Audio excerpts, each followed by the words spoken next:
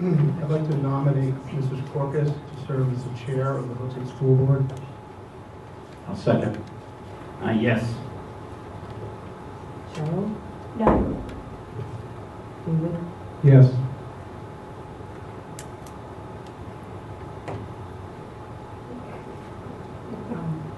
Yes. Thank you. The motion carries 3-1. Go ahead. I motion to add the following warrant article to the ballot.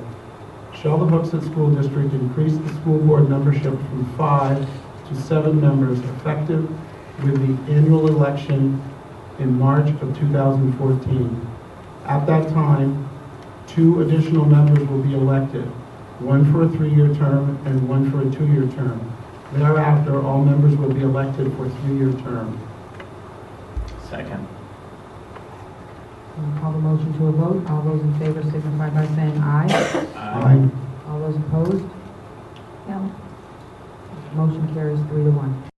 Aye. I will make a motion that all school board members use the school board address that's been assigned to them by the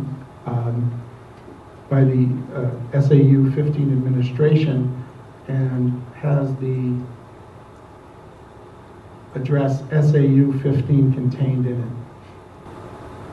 Second. I will call this to a vote. All those in favor signify by saying aye. I Abstain. do have a written copy of this that I can present. I make a motion to direct the superintendent to obtain the updated enrollment numbers for each of the core subject classes within all of the Manchester high schools every 2 weeks. A list is to be compiled of all core classes that exceed the state standard of 30 students per class, as well as all labs that exceed the state standard of 25 students per class. This list is to be included in a draft letter outlining Hooksett's concerns regarding these numbers. The letter the draft letter would require the review and approval of its contents prior it being sent to the Manchester Board of School Committee. This letter shall also include any concerns that the administration considers relevant and important to note in the letter regarding Manchester's compliance with the high school contract. This letter shall be sent to the Mayor of Manchester and CC to the New Hampshire Commissioner of Education and the Hooksett School Board. Second. Any more discussion? Call to a vote. All those in favor signify by saying aye. Aye. Motion carries 4-0. And we are not to communicate directly with school district employees on their opinion or surveying them on what they think. And I wanted to make that clearly stated that we did not vote as a board on that. Thank you. Yes, the physical card here at the College School does need to be replaced. We've actually changed out the power supply on it twice, and also had to put a new electrical cord on it just this year, probably about 2 months ago. It's in need of replacement. Okay, thank you very much. This is the mobile computer cart at Colley Middle School on March 29th. As you can see, the doors are intact. There's a new power cord on the back. Wheels seem to be working fine. All the shelves are in place. These carts don't actually have power supplies per se. They have a 120 volt plug strip. The chargers from the laptops plug into those. So replacing the plug strips or the outlets is relatively inexpensive. I also feel the time spent on refreshment discussion was non-productive. Again, I don't see how refreshments aid in educational matters. We had 40 boxes of cake, frosting, candles, sparkles, whatever else you put on cake. Chair Pearl, Yes, Mr. Wiscott. are you saying because you're sitting as a chair, you don't have to record your vote? I would like to welcome Mr. Wiscars to our board. If it ain't on the agenda, it's not discussed. We voted on the amendment. We Robert's approved. rule says you've got to vote on calling the question. The roundtable high school discussion is coming along very well. I make a motion to accept the following subjects for the upcoming high school roundtable discussion. Subject 1, Manchester. 2, yeah, well, I just, so they're not blending together. 2, Hooksett Zone High School. 3, single high school contract. 4, multiple high school contracts. 5, transportation. And 6, special education. At this meeting last week, I saw a proposal for an outdoor classroom. I can recite to you details of that outdoor classroom, projected positions, structures, reasons, all these things, and they were asking us for zero money. I'm handed this one sheet and I'm asked to expend $60,000. So I have questions. Some of those questions require further questions. If I was provided with a comprehensive presentation of the facts, as I was about the outdoor classroom, I can assure you that I would probably be down to 1 or 2 questions. So the motion's a little long, but it's very simple. When I came on this board, I was handed this, and it's a very thorough book, and there's other chunks of information in there, but it's all on paper. Some people in the public don't come to meetings. So we're going to give them all the policies and tie up the administration's time on putting all of this online, but it doesn't have anything to do with preparing our students.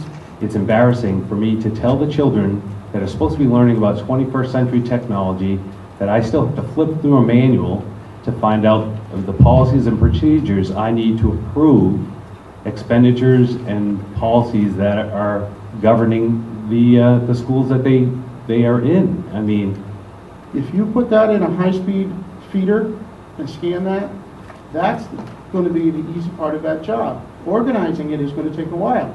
We also know that some of that's already digital. Not all of that is just in paper. yes, the reason I agreed with Mr. Pearl's amendment to change it from 6 weeks, which I agree is a short period of time, to September, was because of a conversation that I had with Dr. Littlefield. And I don't remember the exact comment, but it was something like, that's a good summer project. At the last meeting, we had a lengthy discussion about scanning that book. 2 people have been told that that was not in electronic format. Then, as we all know, it was produced. I'm asking Superintendent, why? What's the confusion here? Because if we were thinking of this last week as just taking electronic format and putting it up there, that would be a lot less task than scanning and organizing that book. I'd like to call the question to a vote. I'll second. All those in favor of calling the motion to a vote signify by saying aye. Aye. Aye. All those opposed? No. No.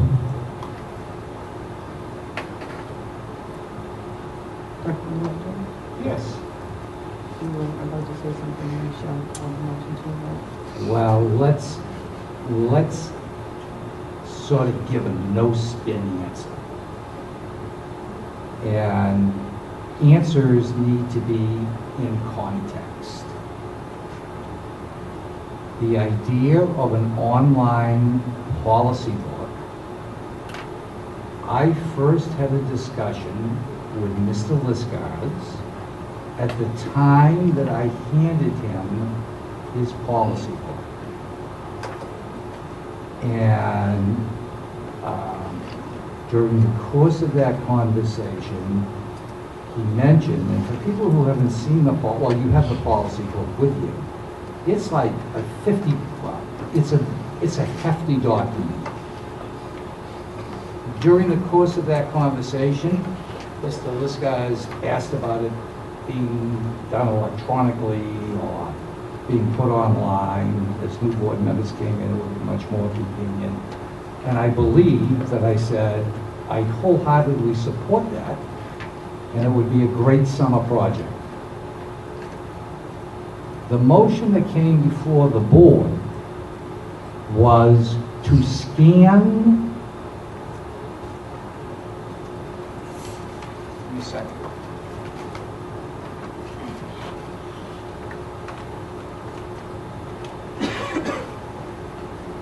To scan or provide digital electronic copy of all procedural and policy documents used in the school board. And the first thing on there was the policy manual.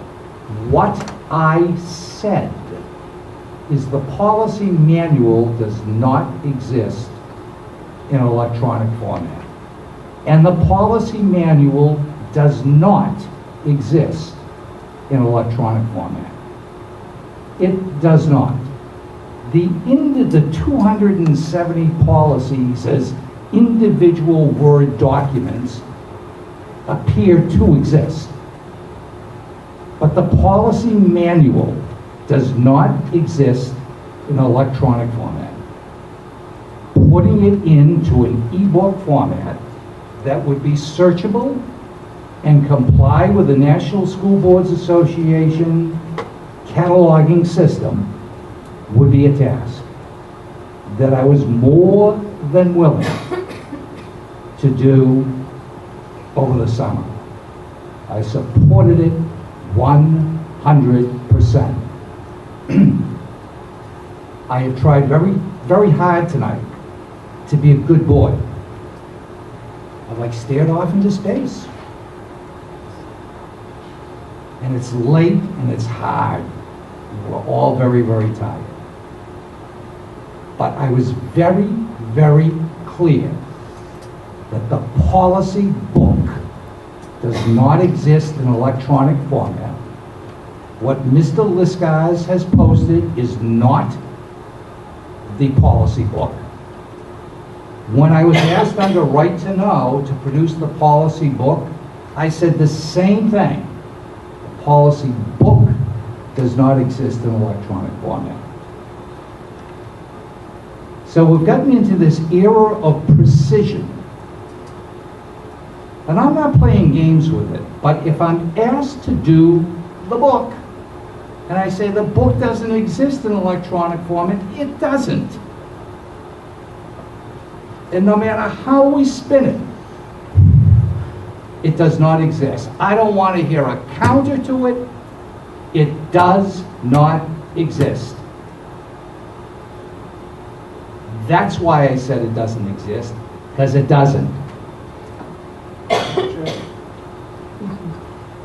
I am very disappointed for the answer that we got from the superintendent. To say that that many policies exist, but they're not a book, you know, I think that's the kind of answer that Dr. Littlefield wouldn't want to accept, but he's offering it. And I have a hard time accepting that. And then when we go to a discussion talking about scanning, that information is not offered to us. So we're led to believe that these are all paper documents.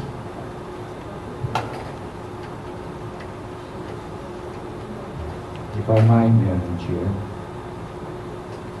Yes, Dr. Littlefield. I don't care what spin we put on it. That is a policy book. I have nothing further to add. I remind the board that you do have a policy on meeting times, and I would like to let the administration go. I would like to know what you want to do with the meeting time. I have nothing more to say on the issue of policy manual.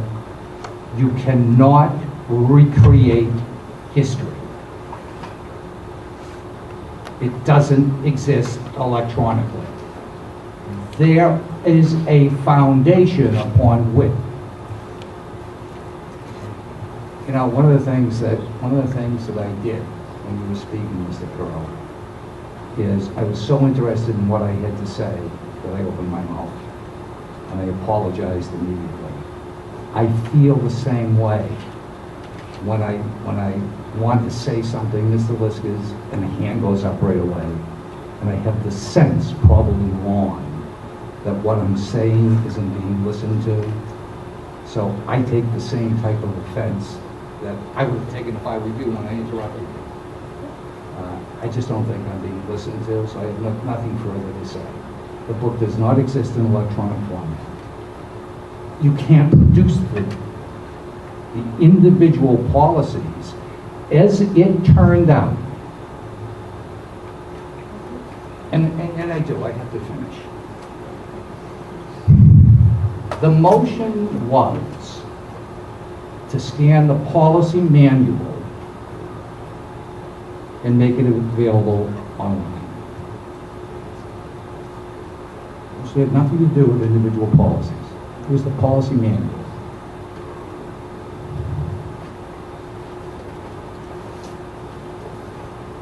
The manual is right here. I'm done. Madam Chair, I raised my hand when Dr. Littlefield began to speak, and he started mentioning the word spin. Well, by saying spin, you're putting a spin. So if we're going to all appreciate each other and the time we're spending here, we've got to stop doing this. We've got to treat each other professionally and stop with the extra words. I mean, I didn't say a spin on what Dr. Littlefield told me when I showed him this book. You know, this is a book to me. There are pages in here. If I had known that night, or even when I talked to Dr. Littlefield in his office for an hour, that all of the pages in here were in already electronic format, I wouldn't have done all the extra work of creating a motion and wasting this board's time on voting and deliberating. I wouldn't have done it. I wouldn't have had to do it. So I just, you know, I take exception to saying spin, which infers that we're spinning something. We're not spinning. We have truth. We have a citizen's right to know request that they gave us, and that citizen got the same answer that I got. So I take exception to using the word spin when you're talking with us. Let's be professional. Let's talk about the facts so we can move on together. I am tired of the innuendos that are coming from certain members of the board or from yourself, Dr. Littlefield. I don't appreciate it. Whoa, I big don't fella. appreciate it. Wait a minute. Madam Chair, Wait a minute. I have my hand up. I'm a member of the board. Now, I have a point of information. I have a point of information, and it's an incorrect statement. All the pages of that book do not exist in electronic format. They do not. That's the issue. They do not. It can't be debated. They do not. Madam Chair, Yes, Cheryl. I'd like to bring some clarity. Excuse No. me, Cheryl, had her hand up first. We never voted to extend the meeting. I was hoping to wait till after we got through this motion. I'm just, point of order. I would like to bring a little clarity and closure to this. I would like to ask Dr. Littlefield, he's made a statement that not all the policies exist in electronic format that are in that book. So I would ask him, how many... I said point of information. That's not what I said. I said all the pages. The assertion was all the pages. That's not what I said. I'm sorry, and I apologize. Could we find out how many pages are in this physical book that are not electronical, so we can get a gauge on whether we're talking about a lot or a few? I think it's a few. I think it would be indices, separators, and so forth. However, if they are done, a book it does not make. Thank you. This type of thing is there. Thank you. I'd like to just clarify so we can move on. I think the public has heard what Dr. Littlefield considers the book. I think we've been fair now to have him indicate that the separators, the title pages, and so forth are absent online, and therefore that does not constitute a book. We can form our own judgment about how we feel about that, and the public can form their own judgment about it. I'm ready to move on. I think he's clarified. That's how we started. I asked him to please clarify. So I'm satisfied, and I'm ready to move on this issue.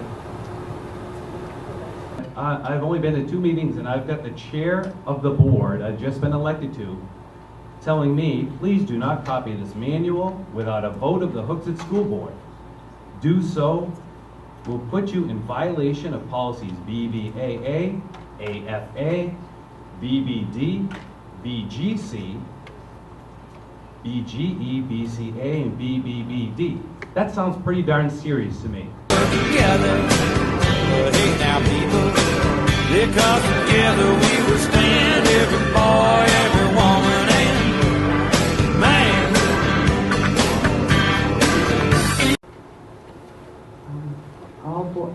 In our policy, it states that all board meetings shall conclude by 9:30 unless 3/5 vote.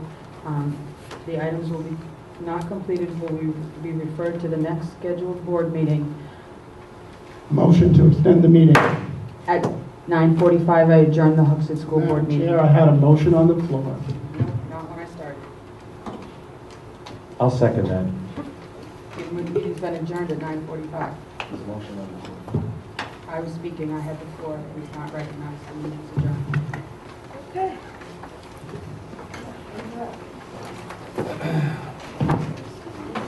A motion to schedule a high school informational meeting, date to be selected and approved via email. The meeting purpose will be to share information with the public concerning high school issues in Hooksett. All those in favor signify by saying aye. Aye. Motion carries 4-0. Introduction. The Hooksett School Board is seeking the additional services of an attorney to complete its current legal counsel.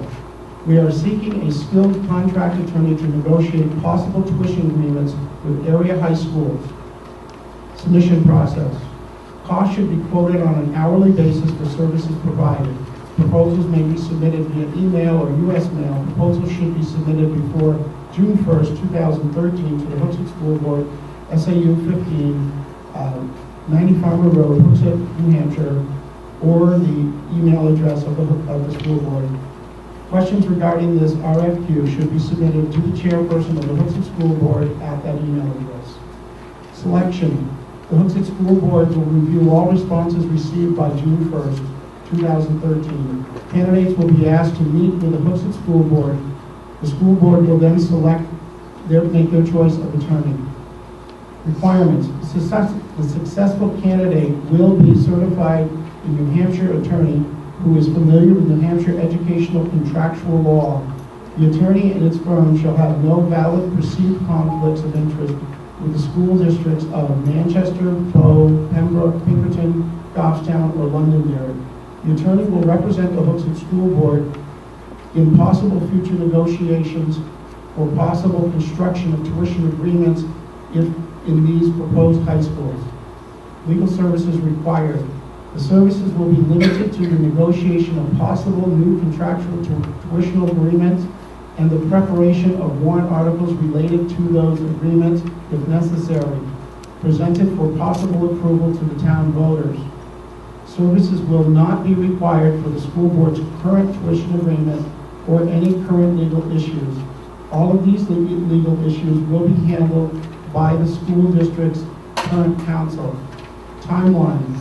As soon as an attorney is selected, the Hooksett School District will meet with the chosen attorney to discuss the board's goals. Then the attorney will meet with the Hooksett District's current attorney. As soon as these meetings are completed, the attorney will schedule the meetings with representatives of the high schools listed above. This work needs to be completed before October 1st, 2013. Depending on the situation, the attorney may be required to prepare tuition contractual agreement provisions for the school's district ballot prior to January 1st, 2014. Sincerely, the Hooksett School Board. And our current legal counsel just asked me to also state that they would be unable to fulfill this role as they do provide services for the services that are mentioned here, so we cannot use, if we decided to have an attorney negotiate, we cannot use our current legal counsel. I would ask that we ask Dr. Littlefield to create the framework for a plan for the future high school education of Hooksett students and execute the RFQ referenced earlier as, I believe, 5/17/13 RFQ with revised dates that would fit our current calendar. I'll second that. Is there any discussion? those in favor signify by saying aye. Aye. No. I'm an aye, it carries 3-1. I am prepared tonight to make a one-time offer to this board. Get out of my way, let me come up with a plan, and let me help you develop some direction for your high school. I don't want to get the Dickens kicked out of me for doing my job. And I don't want to read about me on Facebook or anywhere else for doing my job. But any tuition agreement or agreements that we make need to be approved by the State Board of Education. So I did look up their meeting schedule. Watch me start to follow up this. And they have a meeting on December 19th.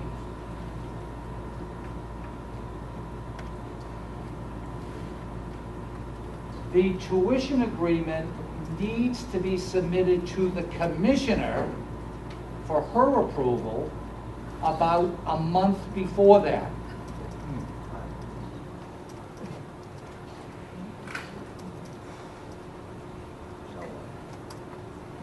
Now, remember I told you last meeting, I've done this before, I can do it again. Something I forgot to tell you, the first time I did it and submitted the tuition agreement to the commissioner, she did not approve it. She wanted some changes made in it. And I think that we have to anticipate that the Department of Education and the commissioner, their approval of a tuition agreement is not a pro forma approval.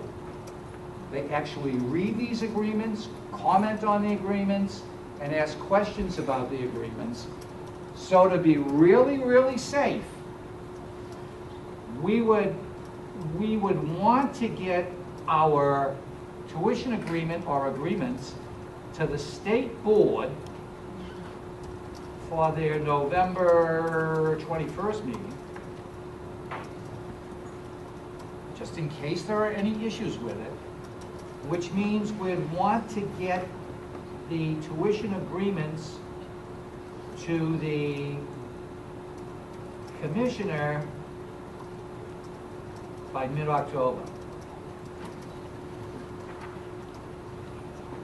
By a vote, now there's 5 of you. Your superintendent is restricted from commenting on matters of public policy, or he's not. I've seen a lot of First Amendment silliness going back and forth over the last 2 weeks. I teach the course at the graduate school level. I know what freedom of speech is all about. I know what the First Amendment is all about. I know what New Hampshire statute is on the right of public employees to speak. I know who's a public employee and who's not. And just because somebody is on the losing end of the vote, I will not be harassed for the next 2 weeks. If I'm right, I want this board to tell me I'm right. Somebody have the guts to say, I make a motion to say he's right. If I'm wrong, tell me I'm wrong. But this has got to stop. I know the minute it became a single vote, that everything, a single school district, everything I said, if I hadn't called you a rudderless ship, and if I hadn't had the courage to exercise the leadership that I, you can smile all you want to smile, but you're not going to shut me up. If I hadn't done that, you would have been talking tonight about configuration of the tables, email notification systems, and we never would have gotten to the issue of high school. I pushed you there, you had the discussion, and I'm interrupting one more time. I have nothing else to say. I will not have my right to speak. excuse me, as a member of this board. I have as much right to speak here as any one of you, by policy. Leanne, I'd like to make a motion that the Hooksett School Madam Board... Chair, I'm trying to be recognized. I was asking to be recognized during Dr. Littlefield's speech, but I didn't continually keep my hand up as I know he finds that offensive. Yes. I don't really understand, Dr. Littlefield, exactly what it is that you want to have stopped, because I thought we were having a pretty constructive conversation here tonight, and after the vote, I tried to point out a few things that I think may be pitfalls for us. What I would like to ask you is that a number of times throughout the time I've been on the board, you have identified yourself as the educational leader of this district. Yet, if tonight is the first time that you bring forth a plan and the urgency about what we need to do in high school. I understand that perhaps this board has gotten tied up into some things that may be ridiculous from the point of view. But you're the professional, and I want to ask why, early in the year, you did not bring this forward as a priority to this board to try to steer us into a discussion then, instead of having a discussion now. You're interrupting me, and you just asked me not to. You are not talking to school business, you're harassing me. Oh, I asked for a vote of this board. Wait a minute. I'm going to go to that door. You're going to give me that vote by the time I get to the door. I have the Leanne, floor, I'd like to Madam make a Chair. motion. Madam Chair, he asked not to be interrupted. You're harassing the superintendent. And Please you're stop. being rude. You are being rude. Stop being a bully. Out of order. Leanne, I'd like to make a motion that the Hooksett School Board has 100% confidence in our educational leader. I second. Call to a vote. All those in favor of calling it to a vote, please Wait a minute, signify by saying discussion. aye. Madam Chair. All those in favor of calling Discussion. it to a vote, please signify by saying aye. Aye. Aye. Madam Chair, we All have no those opposed, discussion. all those opposed signify by saying aye. You're out of order, and if you speak again, the cops are coming to take you out of the meeting. I have that right. I'm not recognizing you, Madam Mr. Chair. Burke. All those in favor of 100% confidence in the superintendent of the school district, please signify by saying aye. Yes, please. I'd like to make All a those motion in to favor adjourn, signify by please. saying aye. Aye. All those opposed? If you're opposed. There was no discussion. Madam Chair, your meeting is totally out of order. I'd like to abstain. So noted. Like to abstain, make sure I get abstain. Can we hear a little louder from the audience, please? You are. Oh, very professional, thank you very much. I think that whatever road that we take, whether it be one avenue or two, it's going to be totally important that we bring the public along with us. And along the way, we listen to what they have to say. Because we may be 10 steps into this and somebody brings up something that we haven't considered. And I think that we're going to need to set up some informational meetings.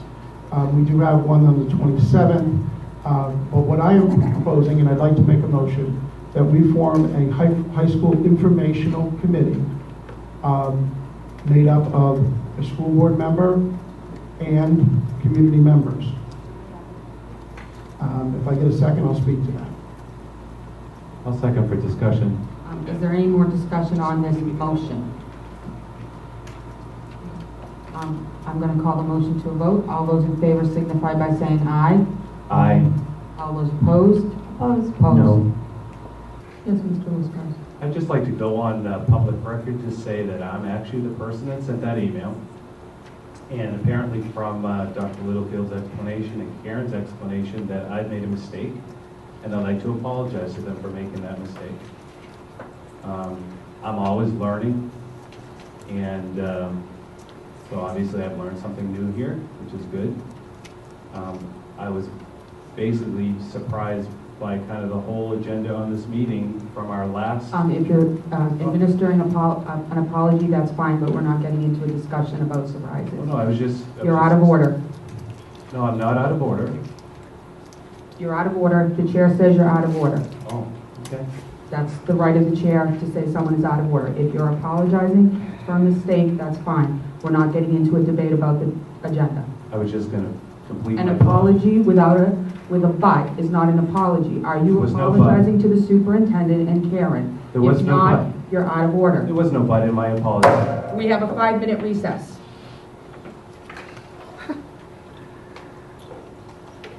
Madam Chair, I'd like to go on record as saying you're being rude to members of the board.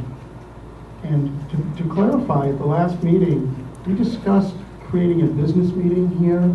We discussed that it would be high school only issues. We discussed to get your agenda items in. None of those things were We done. did not discuss agenda items. Excuse me, I was talking. You can look at the video if you'd like. And all we're doing here is asking for clarification, and you're speaking to us rudely, you're slamming the gavel, and you're calling us out of order. And I object to that.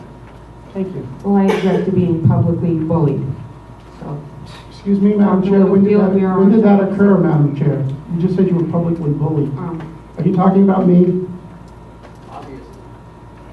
Madam Chair, are you accusing me of bullying? I'd like to know, because we're in a school and bullying is a very serious word. Is that your accusation?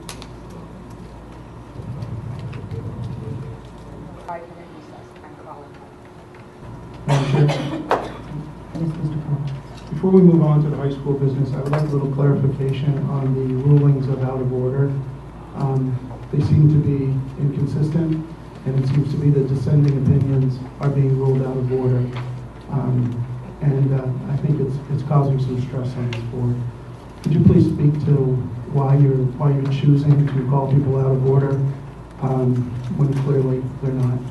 In my opinion, as the chair of the Hoosac School Board, that was out of order. He was apologizing. If you're speaking to the one specifically tonight, an apology is an apology. He did not ask to discuss anything else. He asked to be recognized by the chair to apologize. When you're recognized by the chair, you stick to what you asked for.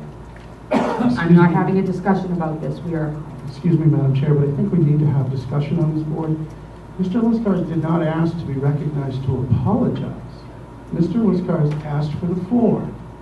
He then apologized and went on to talk about the agenda, which was the issue that he wanted to talk about.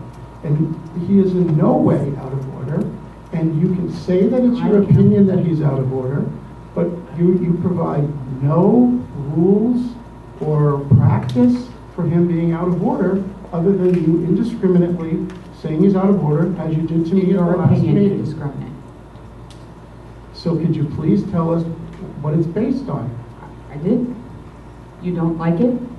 I'm sorry that you don't like what I said, but I am the chair, and I believe he was out of order.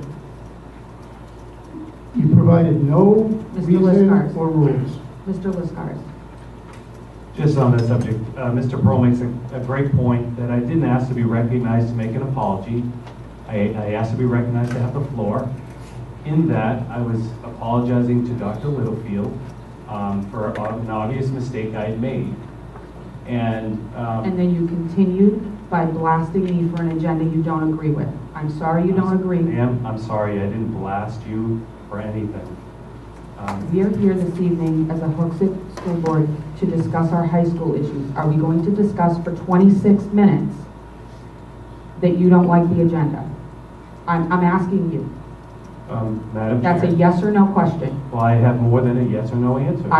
That's a yes or no question. Are we going to do that and waste these good people's time? Or are we going to move on to what we need to be discussing, which is the future of our high school students?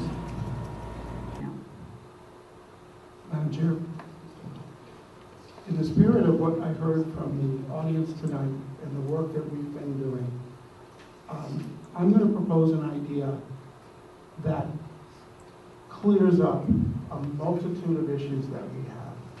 It's an idea that is used in computers, and it's called a reset point.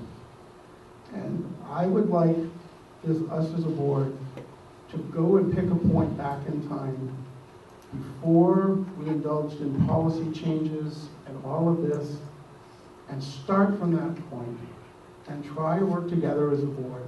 I am willing to forego my complaints, my meeting conduct issues, and put all of that away and start to pick up at a certain point that we were at and look at these things with a clean slate. I think we've shown tonight to the community that we want to move ahead and we want to work together.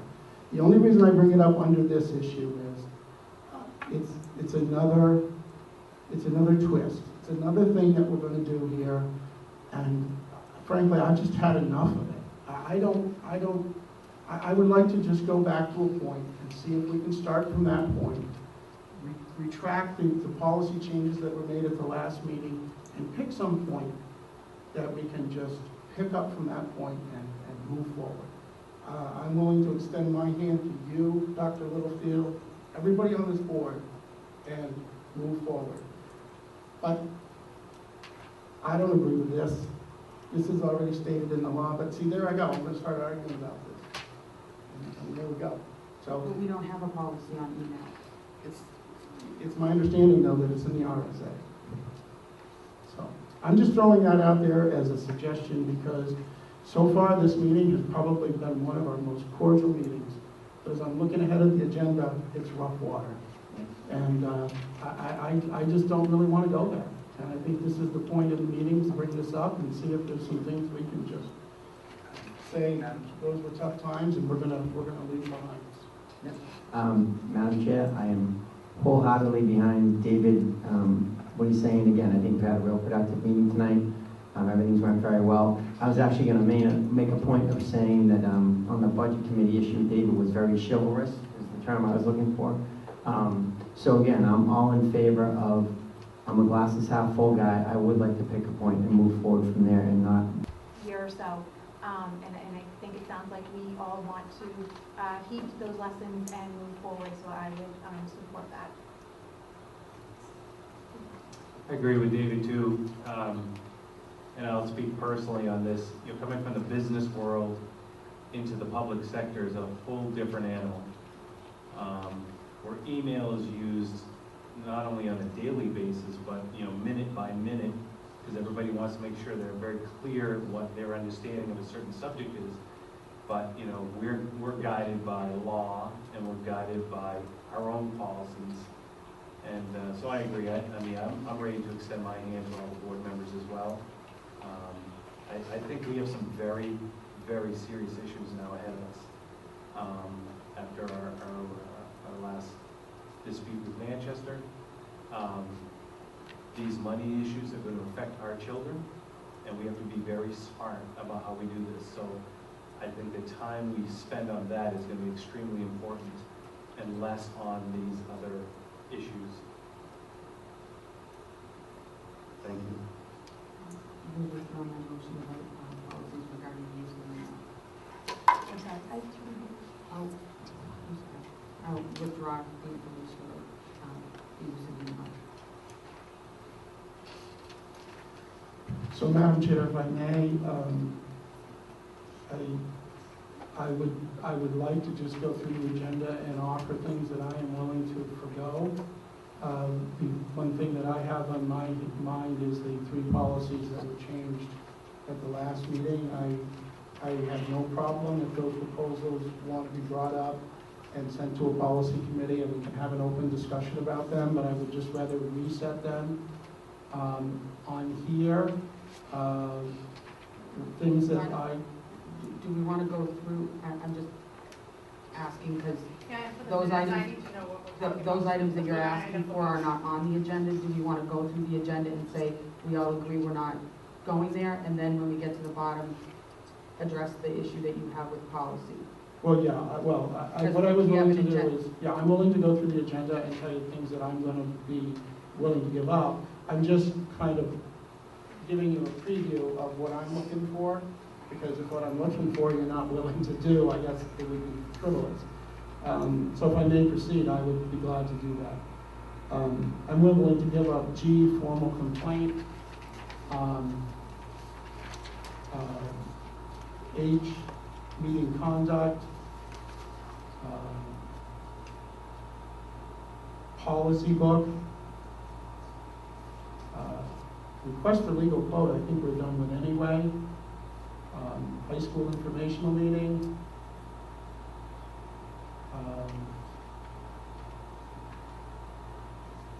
Okay, I'll give up Chromebook experiment. I'd like to leave BYOD update on there. I think that's important.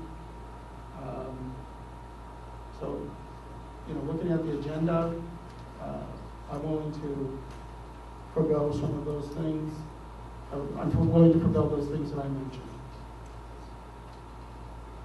And what is it that you want to negotiate, giving those up? What are the things you want? I would like to see us retract the policy changes that were made to the three last policies.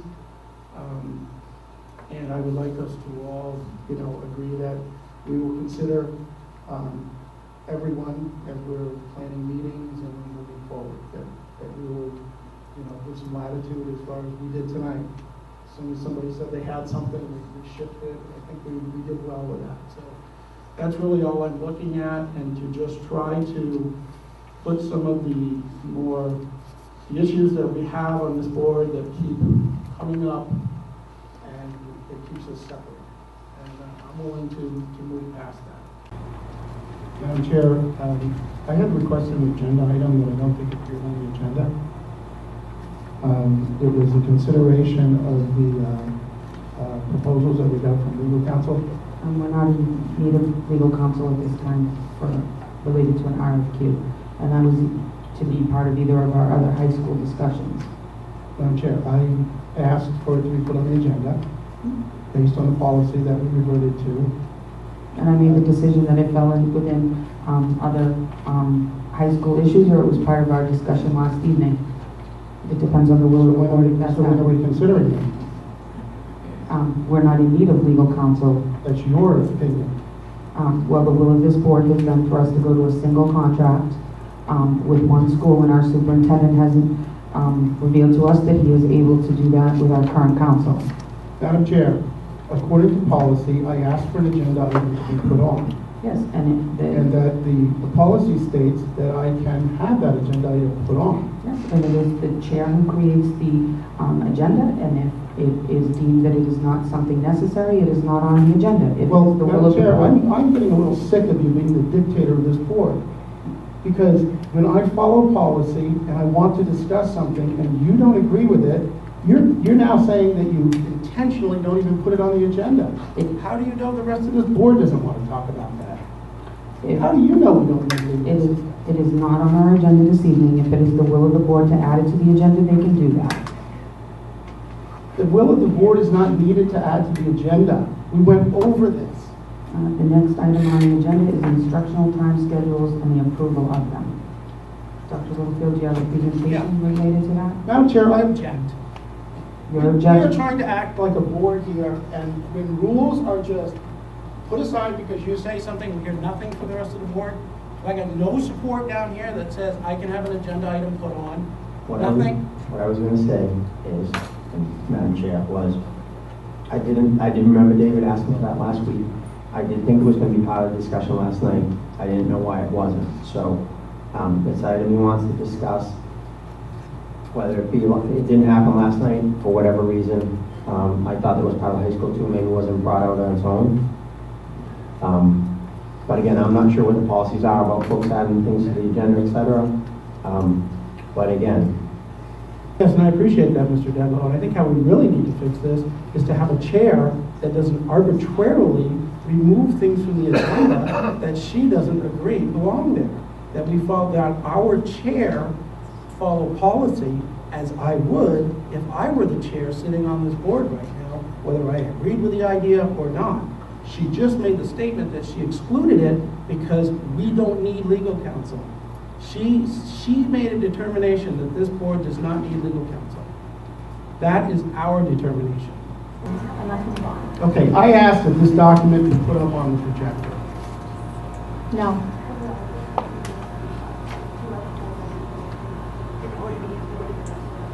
Madam Chair, will we move on now? No. Then I will talk to him. So let's make a motion. I will make a motion that we display this document on the projector. Can I have a second? I'll second that. Okay, I think we should display this document because it's a public document and this is a public meeting and we have a projector right there. So that's my case. There being no further discussion, I'll call this to a vote. All those in favor signify by saying aye. Aye. Aye. All those opposed? Nay. Nay. Okay, now I'll continue with the document.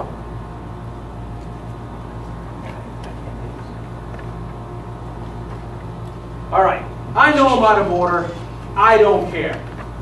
You're out Have of you order. ever been to a board meeting ever? Have you ever worked in a Mr. business? Hyde, please control yourself or you will be removed from the meeting. Feel free. I am so annoyed with you adults who apparently don't know how to act like adults. We pay you to be there, ladies and gentlemen. You can't put a public document on the board and discuss it when there's 12 lines that's going to determine the future of my kids and your kids and the taxpayers in this town, and you people can't sort out putting it on a projector? What in God's name is wrong with Taking you? a 5-minute recess. Thank you. Good. Maybe y'all can figure it out. This is nuts. Ah.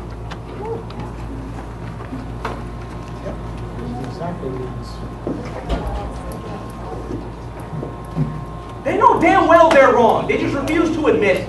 This is the most ridiculous damn thing I've ever seen.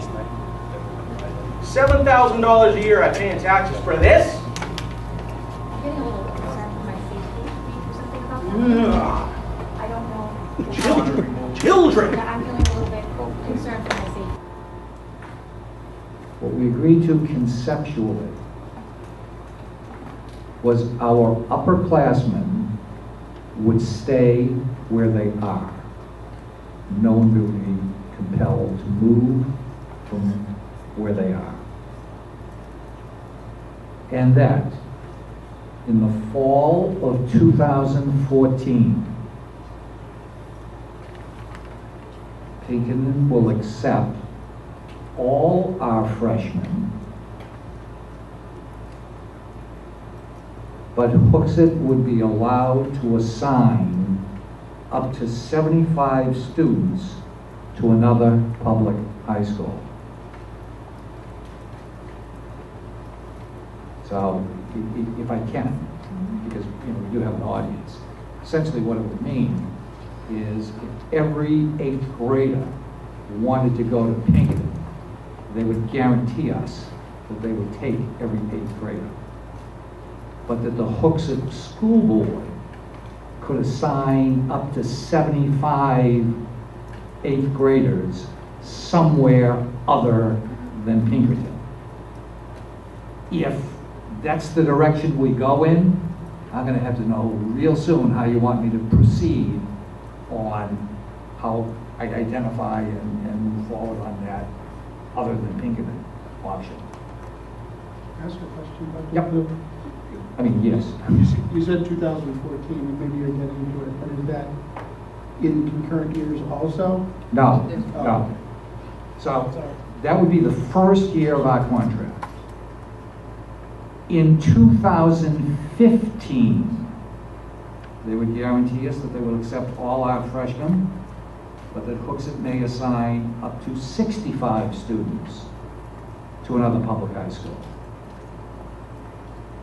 With no explanation, it's up to this board, or it would be up to this board to say, yes, we've assigned 65 youngsters somewhere else other than Pinkerton. In 2016, they were guaranteed that they will accept all our freshmen, and Hooksett may assign up to 55 students to another public high school. And in 2017, they were guaranteed that they would accept all our freshmen, well, and in 2017 and thereafter, they would accept all our freshmen, and Hooksett could assign 45 students to another public high school for the duration of the 10-year contract. Because the question would be asked, the fairest way, although not the flawless way, might be lottery. So if you wanted to go, just... So 80 kids apply, and we have 75 slots, even though I don't think that's going to happen. I'd like to make a motion that we reconsider the multi-district concept that was voted down on August 19th. I'll second. Can this board, well, we can, but would it be okay if we have you pursue Pinkerton into contract negotiations? Have you looked to the other 2 or 3 schools to do a multi-contract? And this board have 2 weeks to look, to think about, to communicate with the public, the lottery, criteria for going someplace else? Do we have to make that third decision this evening? We have people and Yes. we have to make that decision. Okay. Is there any other discussion? Would there be none, I would call this vote to reconsider, or reconsideration of the motion on a multi-school contract. All those in favor signify by saying aye. Aye. Aye. Motion carries 5-0. Madam Chair, I understand and appreciate what these recommendations are, but if we're to move ahead, we've been through this, and we made a decision that I thought was moving us ahead. And I will say, other than the emergency meeting, because I don't remember that being part of it, but agenda preparation, regular board meeting, employee communication, email, all of those things were discussed here, and this board voted to reset those to July, and we moved on. And now they're back. Yes, ma'am. So, Why they're back? so does this mean we should bring back all the agenda items that were taken off in order to get these back? Is that where we're headed back to going over all this stuff yet again? Are you supporting these? You said the policy committee brought these forward, but are you proposing these as chair? Absolutely, I am in support of these. So your word, when we discussed resetting this board and starting over, what do you say about that now? Because this was all part of it. So what do you have to say? No comment at this time. I'm bringing the policies to the board for first reading. We sat here and agreed to change these back. And now, just matter-of-factly, here they come. This is so that we're in line with the New Hampshire School Board policy, recommended policies, and that we are working efficiently and effectively. You didn't say those things when you were one of the people that voted to reset these back to July. Well, that was my intent. Madam Chair, I have a hard time now when your word is changed with no reason. You're sitting here telling me whatever. So, policy committee has now just recommended these again. So let's have our first reading and move forward, I guess. But I will tell you right now, it's awful hard for me to accept your word when we're sitting here at this table. Does anyone else have any questions regarding the first reading of the policies? Motion that we do not look at the data on document count.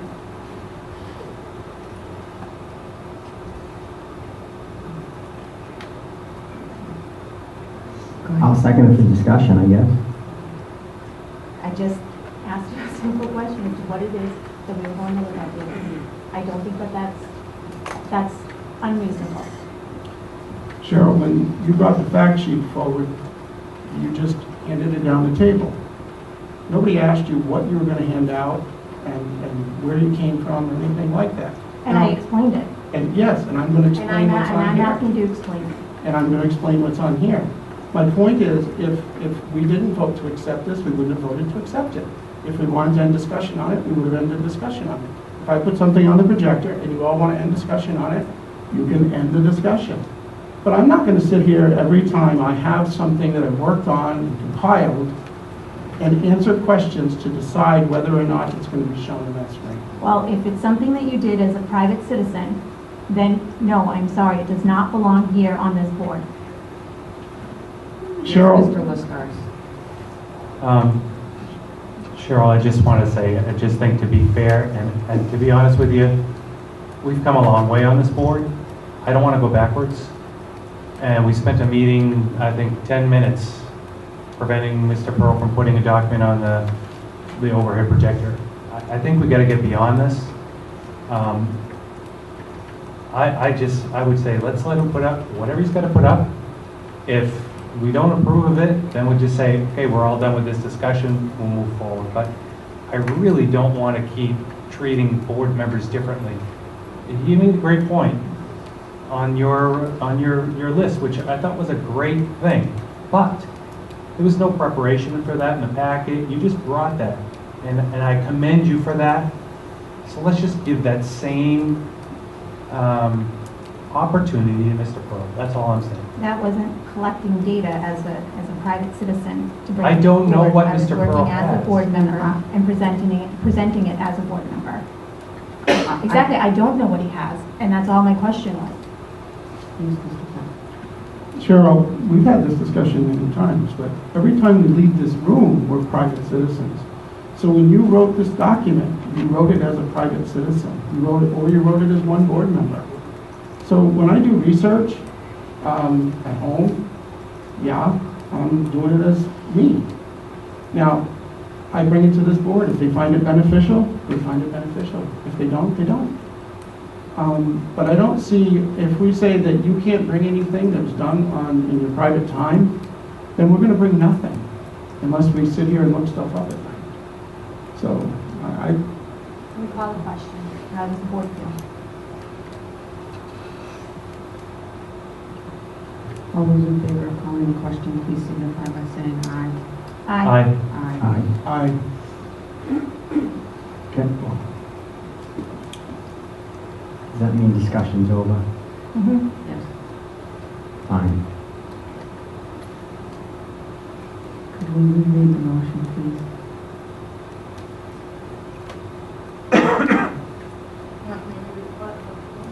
Yes, please. Motion to not look at the data on the projector. To not, is that? Not.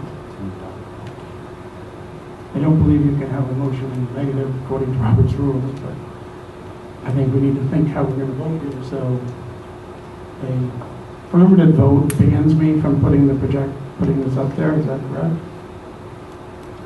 Yes. An affirmative means you do not want the data up on the projector. All those in favor signify by saying aye. Aye. Aye. All those opposed? No. No. No. Motion carries.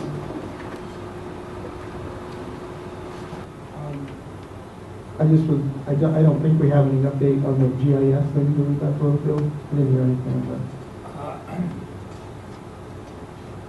I did, I got one, I haven't had a chance to read the email though, because I've been here.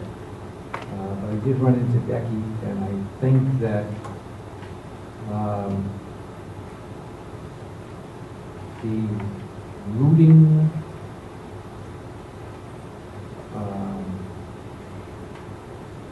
module is in place. And that's, I ran into her in the hall when I was coming in here, and she said, okay, I send you an update. The routing software is in place.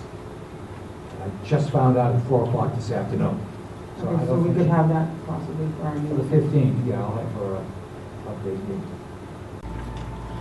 Motion that any tuition contract approved by the voters in March of 2014 would affect students starting high school in September of 2015. Current 8th graders, those who will be starting school in September of 2014, will be assigned under the current contract with Manchester and Hooksett School Board Policy JCB. If I get a second, I'll explain my motion. I'll second it for discussion. All those in favor signify by saying aye. May we have a roll call, please?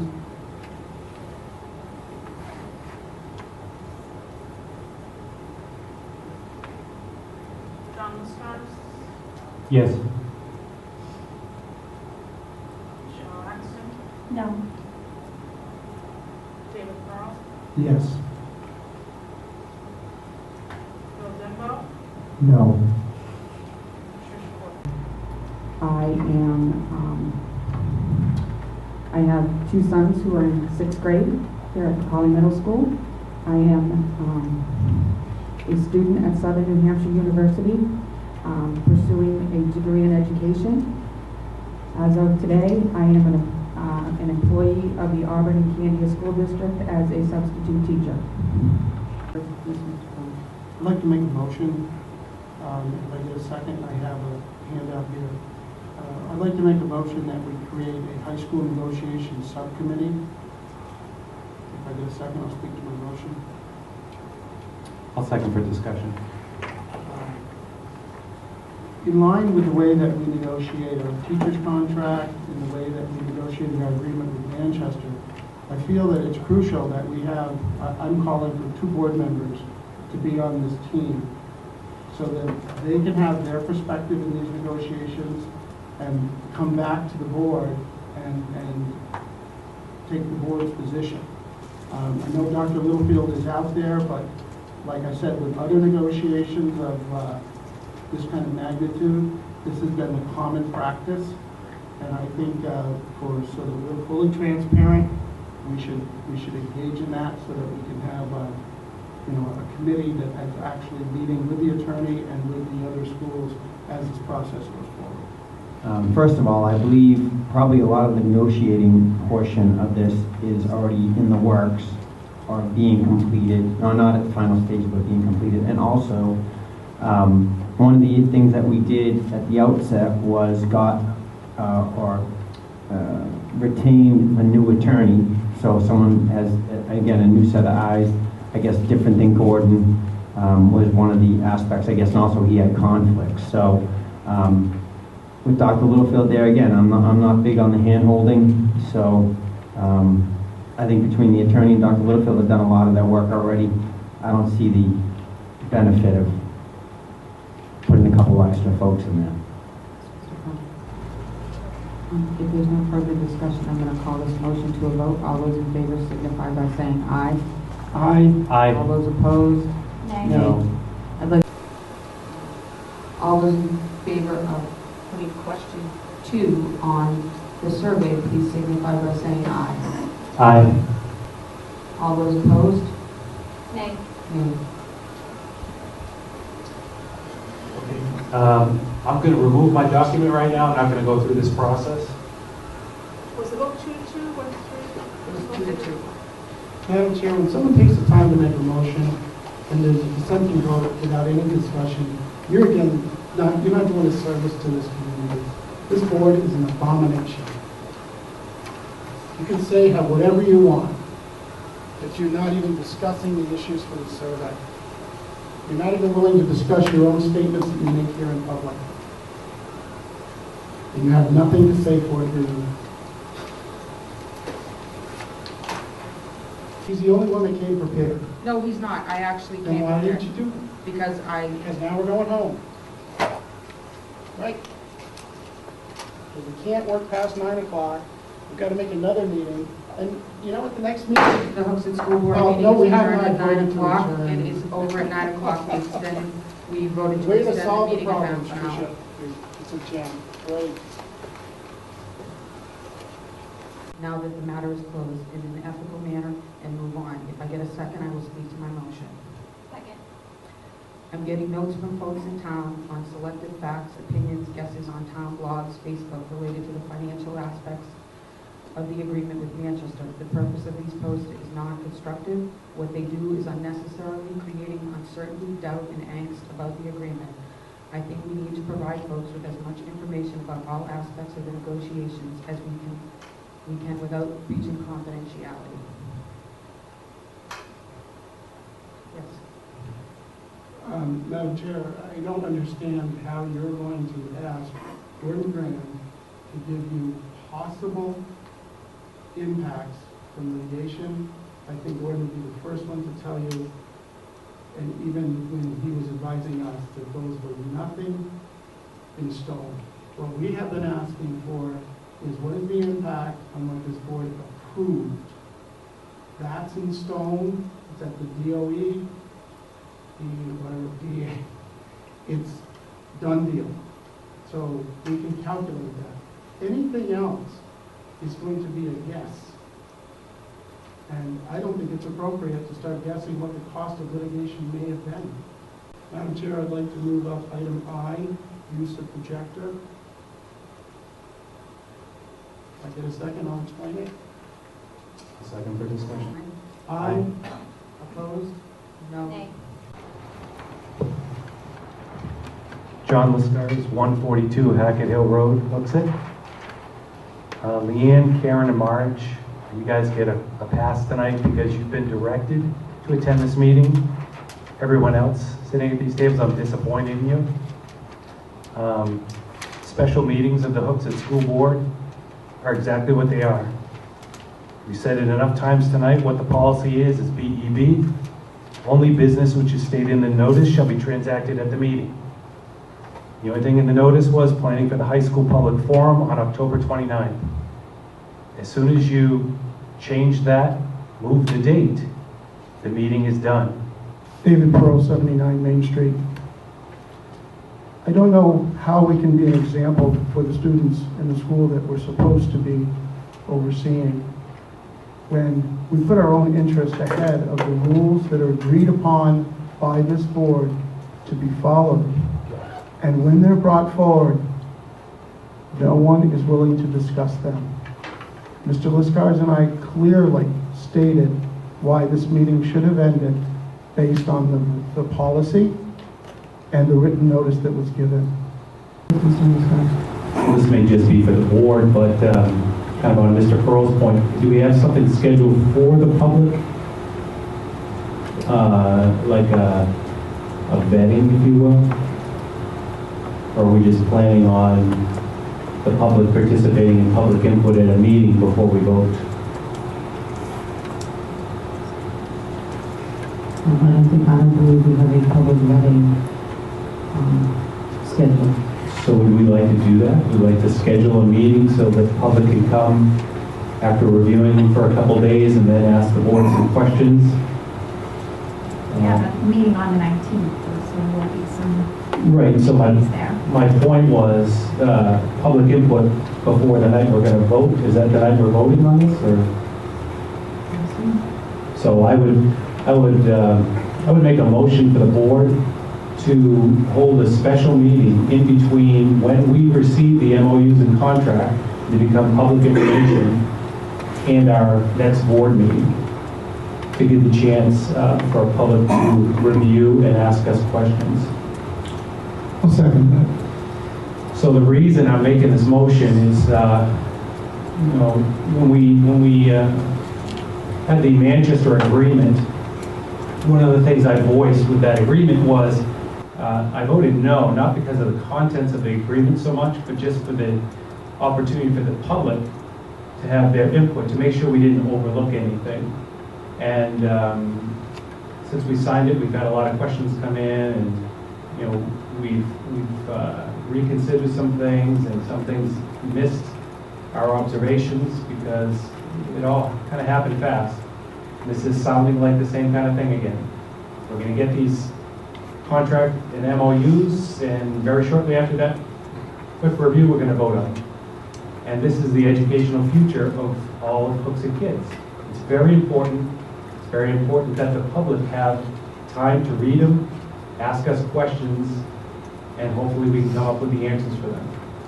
So that's why I made a motion. Madam Chair, I would support the motion also because, as Mr. Liscars says, the questions are very valuable, but sometimes the statements of the public are extremely valuable in making a decision about what we want to do. Further, I don't think I know we've never had a memorandum of understanding tuition agreement with another school. Just the mechanism itself should be explained so that people understand. I have heard people say that we're trying to get around the voters by going with this board-to-board contract. And I think it's important for us to explain exactly what it does and what the implications will be if we pass it before the night that we're going to vote on it. So I would agree that we should try to do this, and I think it will benefit the public if we can schedule this. I just think we can do all of that on the 19th. I think to try to squeeze something in between the 13th and the 19th isn't necessarily going to be really useful. And also, Dr. Whitfield, did we request that the lawyer be at our 19th meeting as well in order to help us answer questions? I thought we did, or was that for the information? 25th. For the 25th, okay.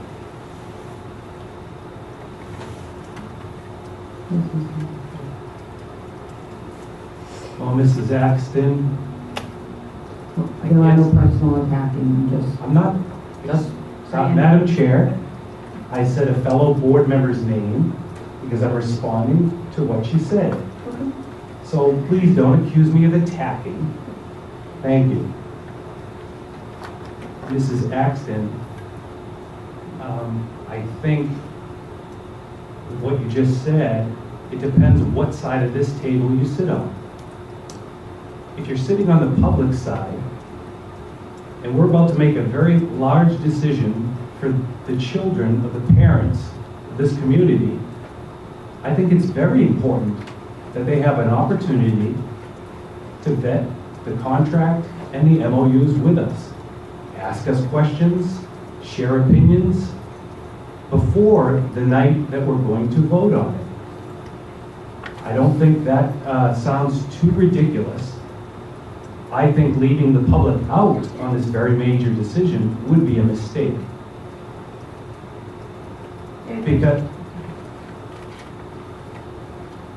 Because the public needs to make sure their representatives are representing them and their concerns, not just some of the public, not just small groups. Make sure we're representing all of the Hooksett community. So what better way than to have a night that they can come after these are public, ask us questions, and we can do our best to answer the questions. If we're concerned that we might not have the knowledge, that might be a good night to schedule the attorney then, if we're concerned about that. But waiting till the night of the vote is not prudent, in my opinion. Thank you.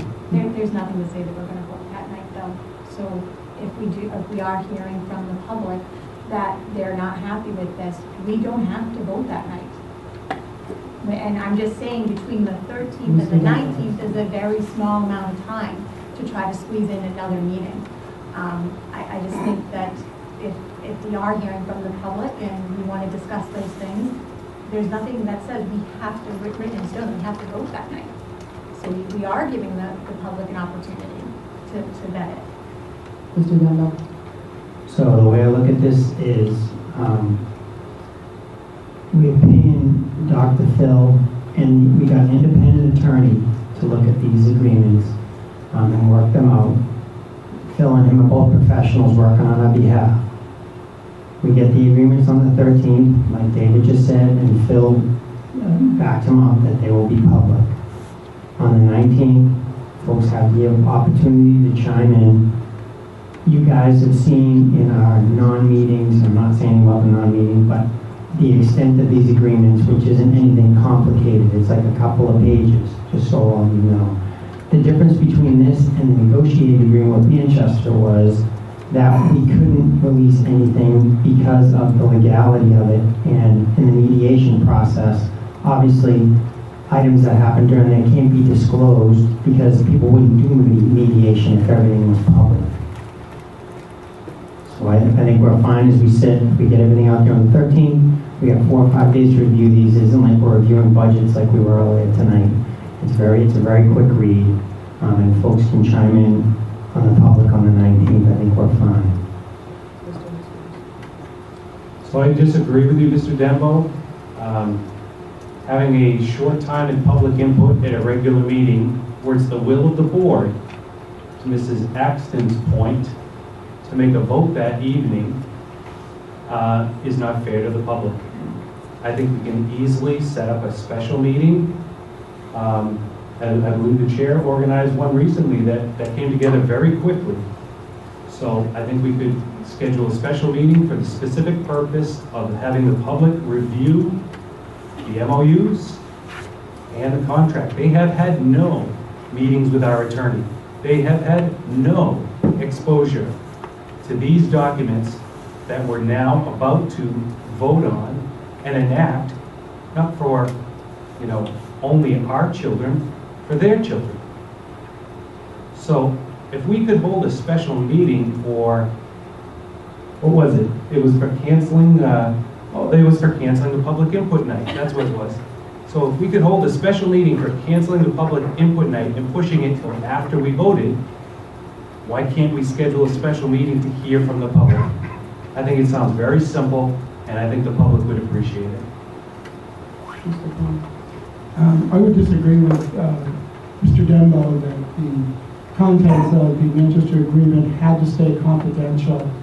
They did up until that point, but we could have asked for a continuance. There was no will to do that. We could have had a public hearing. We could have done a lot of things.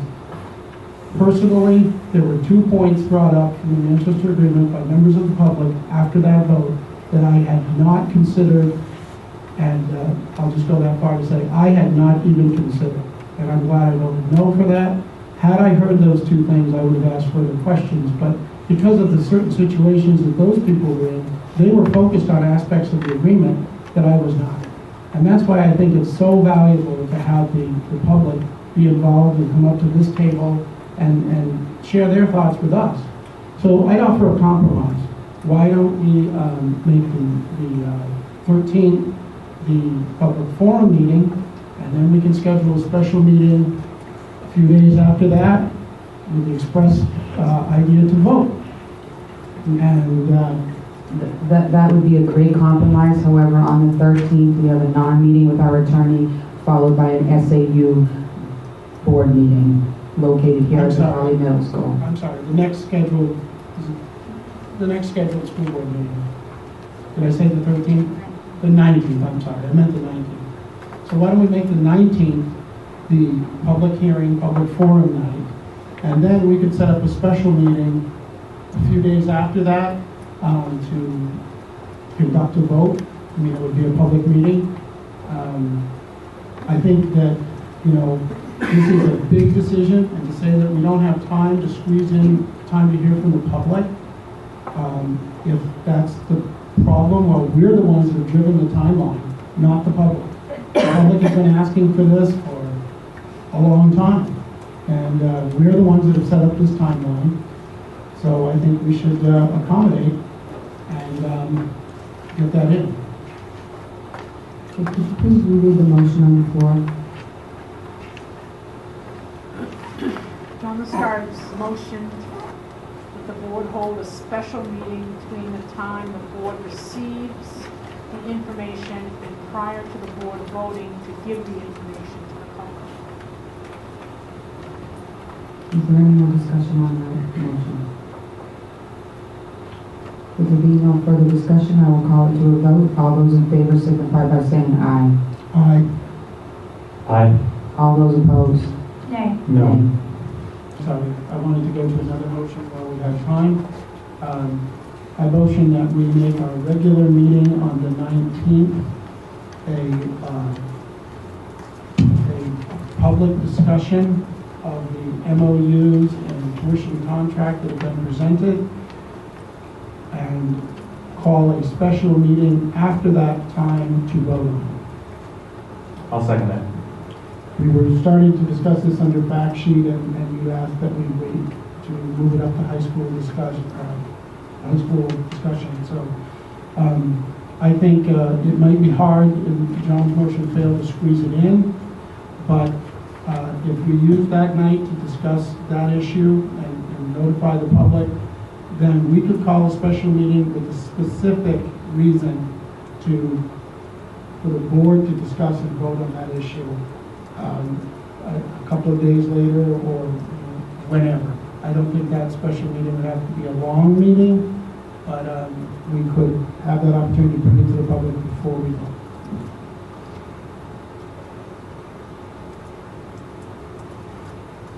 Is there any discussion on this?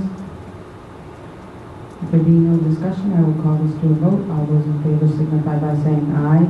Aye. Aye. All those opposed? No. No. No. So in our mediated agreement, Article number 7, it says by December 1st, 2013, Hooksett will provide Manchester with an estimate of the number of students who will be attending Manchester schools and will provide a final number as soon as possible, but no later than March 31st. Hooksett will inform Manchester by December 1st, 2014, December 1st of each year thereafter, of the number of students assigned to attend Manchester schools. With the current high school agreement submitted to this board decided to submit to the New Hampshire Department of Education, as well as the Hillsborough County Superior Court, states that Hooksett needs to provide this estimate with the number of students. Because of this, the school board needs to take this action to make sure we comply with this agreement. It's already been seconded. We're speaking to the motion. I support John's motion, and I thank him for bringing this to our attention. I know we've had a lot of focus on the MOUs and the contracts, but I think, this is really the first requirement of what we've agreed to, or the first deadline that's coming up, and I think we should meet it. We don't want to put ourselves in a point where we are not complying with a contract with Manchester, particularly after all that went on last year, as we were accusing Manchester of not complying with the contract that we had. So I think fair is fair, and I think we should get this number and get it to them.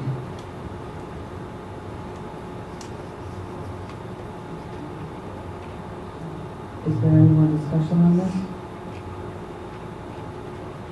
Okay, would there be no further discussion? We'll call this to a vote. All those in favor signify by saying aye. Aye. All those opposed? No. No.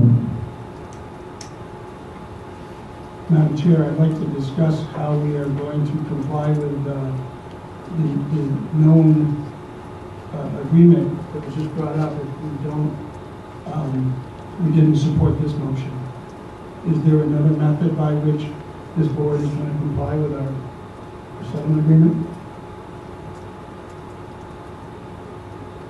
I think this motion is premature at this time. We're waiting to meet with our attorney and present to the community what the options are, to ask people where if they're going to Manchester, we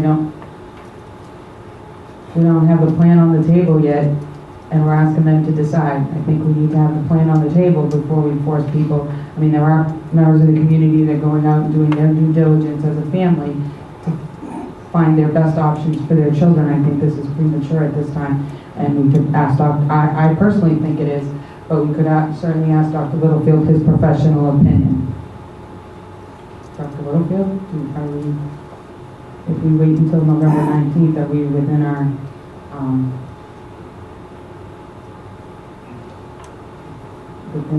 contractual agreement? I don't know what the right word is to use for the in compliance. Well, I think parents need to know what their options are, and they don't. And our obligation is not to survey 8th grade parents. It's to estimate the total number of youngsters that are going to be attending Manchester schools. The possibility does exist, for instance, that a freshman in Manchester who couldn't get into Pinkerton next year, if Pinkerton is an option, may decide to leave Manchester and go to Pinkerton, or a year ago. So there's all kinds of movement that might take place with freshmen, sophomores, and upperclassmen in Manchester. And there may come a point in time where we've got to, with the cooperation of the Manchester School District, survey our kids that are attending school there. We may have kids at Londonderry that decide at the end of the year that Londonderry wasn't what they thought they was going to be and are going to go to West. So there are a lot of sources for our student population in Manchester outside of the current 8th grade. Madam Chair, I'm concerned that if we wait till the 19th, we won't have time to execute what Dr. Littlefield just described. This is an estimate, and I think to comply with the agreement, all we have to do is provide an estimate. But I think we need to have a mechanism, and this board needs to take action, as the board is the one that approved the agreement. We are on the hook, if you will, for this, and I think if we do not make an attempt to make an estimate, a good faith estimate, then we're starting right off by violating our agreement. So I guess, if we say wait till the 19th, what are we gonna do on the 19th?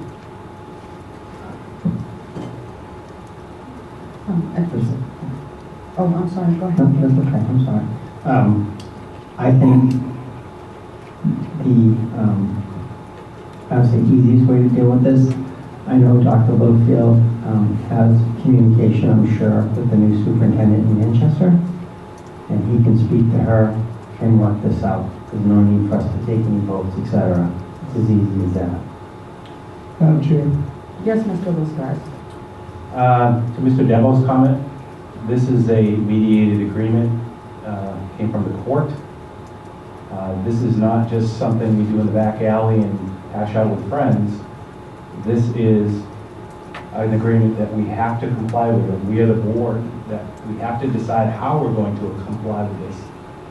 And I made a motion, so I'd like to hear somebody else's ideas and make an motion on how we're going to comply with this legal document that we have signed as a board. Madam Chair, I have a motion to ask Superintendent Littlefield to contact the Manchester Superintendent to find out why the bi-weekly updates on class sizes have not continued this fall, and ask that they be started immediately. Also ask if there are any current problems related to lack of resources with regards to books, computer equipment, drop classes, or anything else that would prevent Manchester from meeting minimum state of New Hampshire education standards as defined by our current 2003 high school maintenance agreement. We would also like to see the reports, if they exist, on violent acts occurring within the Manchester high schools that Hooksett children attend this year compared to the last 5 years. And if I get a second, I'll discuss this. Second.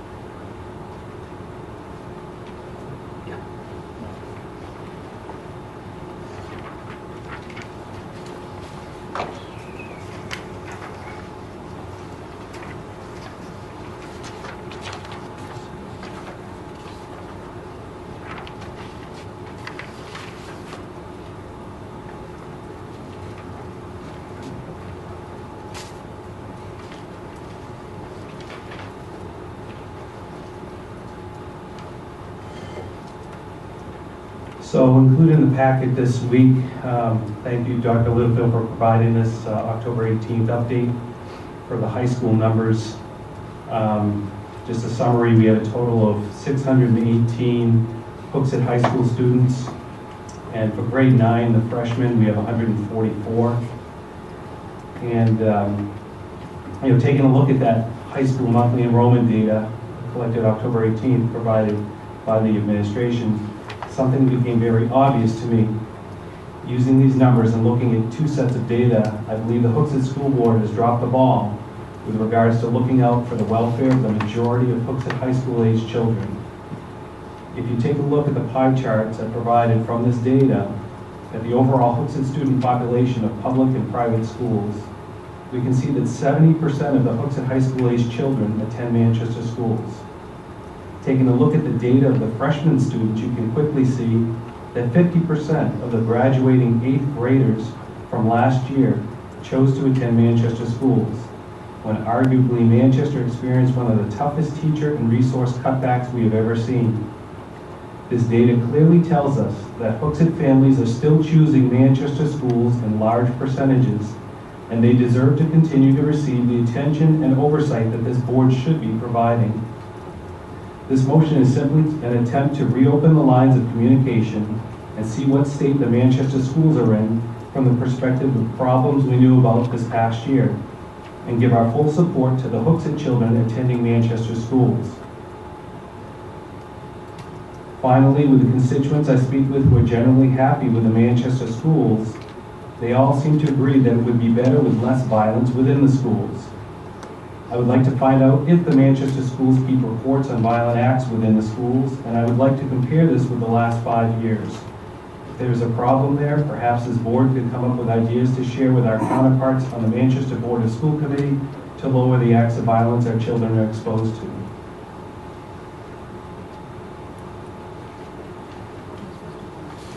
Again, I commend Mr. Liscard for reminding us of this. We have been totally taken up with the contract issues here, and I think we do need to go back and take a look at this, and I will certainly support this motion. And Mr. Liscard's information reminds me that I don't believe we ever stopped the request to get the bi-weekly class size information. I think the summer in the agreement came and none of us were thinking about it. So I think it is certainly some information that we should get.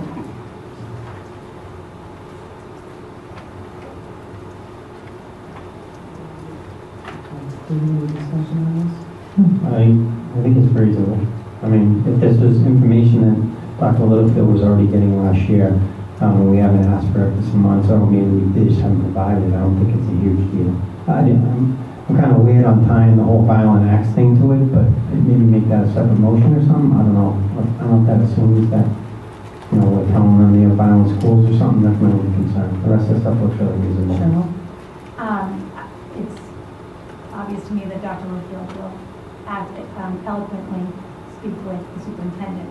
I think that this information is important information. However, I do think that this is, the way this is written could be really taken poorly, especially if we were actually trying to engage Manchester and keep them together. So yes, I will support this. I just wanted to point that out, and I know that I have great faith in Dr. Littlefield that this motion won't be carried the same way when he speaks with the superintendent in Manchester. So I would entertain a motion for an amendment if anybody has any recommendations. I think Mr. Denbo's suggestion is that they could interpret it the incorrect way with the violent acts. So I'm not opposed to removing that. It is a real concern that I'm hearing from people. So the data could tell us that it's decreasing, which is good news, giving Manchester the opportunity to show that in the data. We shouldn't be afraid to look at data, but if somebody has a different way of asking for that, I'm not opposed to it. I have confidence in Dr. Littlefield. You know, I think Dr. Littlefield always executes the motion and many times asks us for specificity is what we're asking him for. So I don't think he's going to go to Manchester and recite this. So I think it's, you know, the more detail we have in there. And I have heard that issue brought up. Last year it was brought up. You know, it's a rough place to be and so forth, but I don't remember us really getting any data. So yeah, I think it's a good piece of data for us to have. So, Dr. Littlefield, do you feel comfortable with, I mean, you don't have to ask this verbatim, but you get the gist. I just want an update on the data of stuff we were looking at last year that we haven't looked at for quite a while. I'm reading it.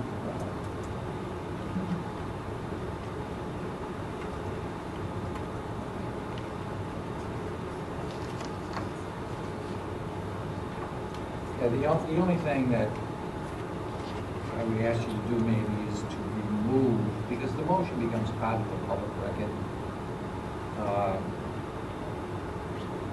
It's also on this acts of violence compared to the last 5 years. I'm willing to bet every cent that Mr. Pearl has in his wallet tonight that Manchester does not have that readily available. And to comply with it, I think, would be an undue burden. To not comply with it is, so I believe it just but to see reports if they exist on violent acts occurring within Manchester High School. Period. That's fair. I'd like to amend my motion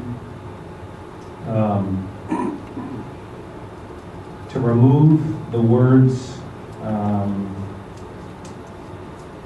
after Manchester High School, the last sentence that says that Hooksett children attend this year compared to last 5 years. Second. Is there any discussion on that? I'm sorry, that's I just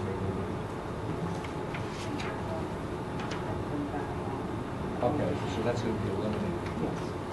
And then, Yep, go ahead. We haven't voted on it, he's just making sure he... the other thing I would ask again, because this is for the record, do you really want me to ask the superintendent why we're not getting the reports? Or do you want me to ask her to reinstitute the reports? Because she's going to say, because I'm new, and you did this with, you made this request of Tom, nobody said anything to me. Do you want them?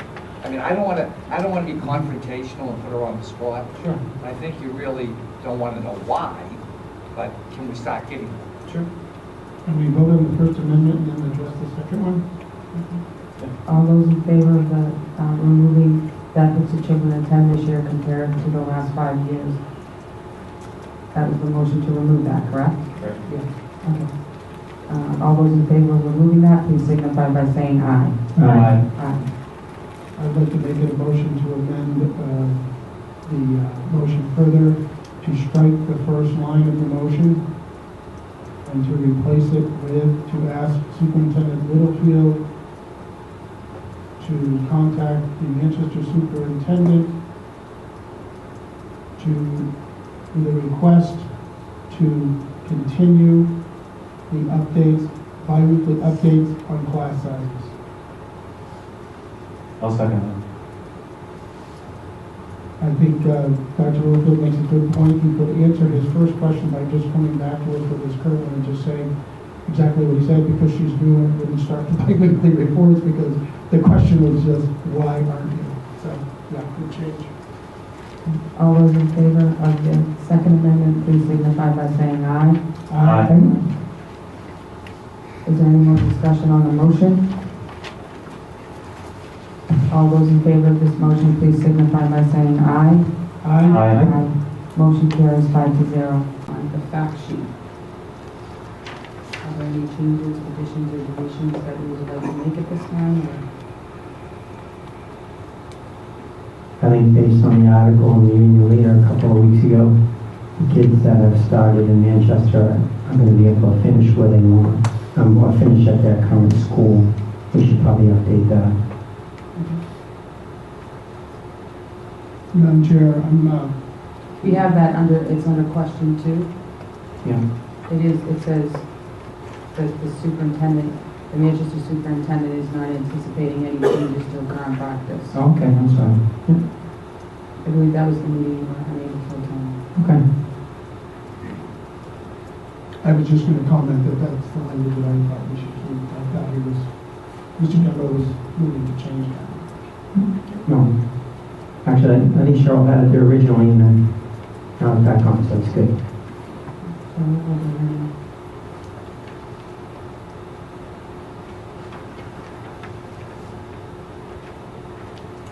About any questions that were arisen today about, or tonight,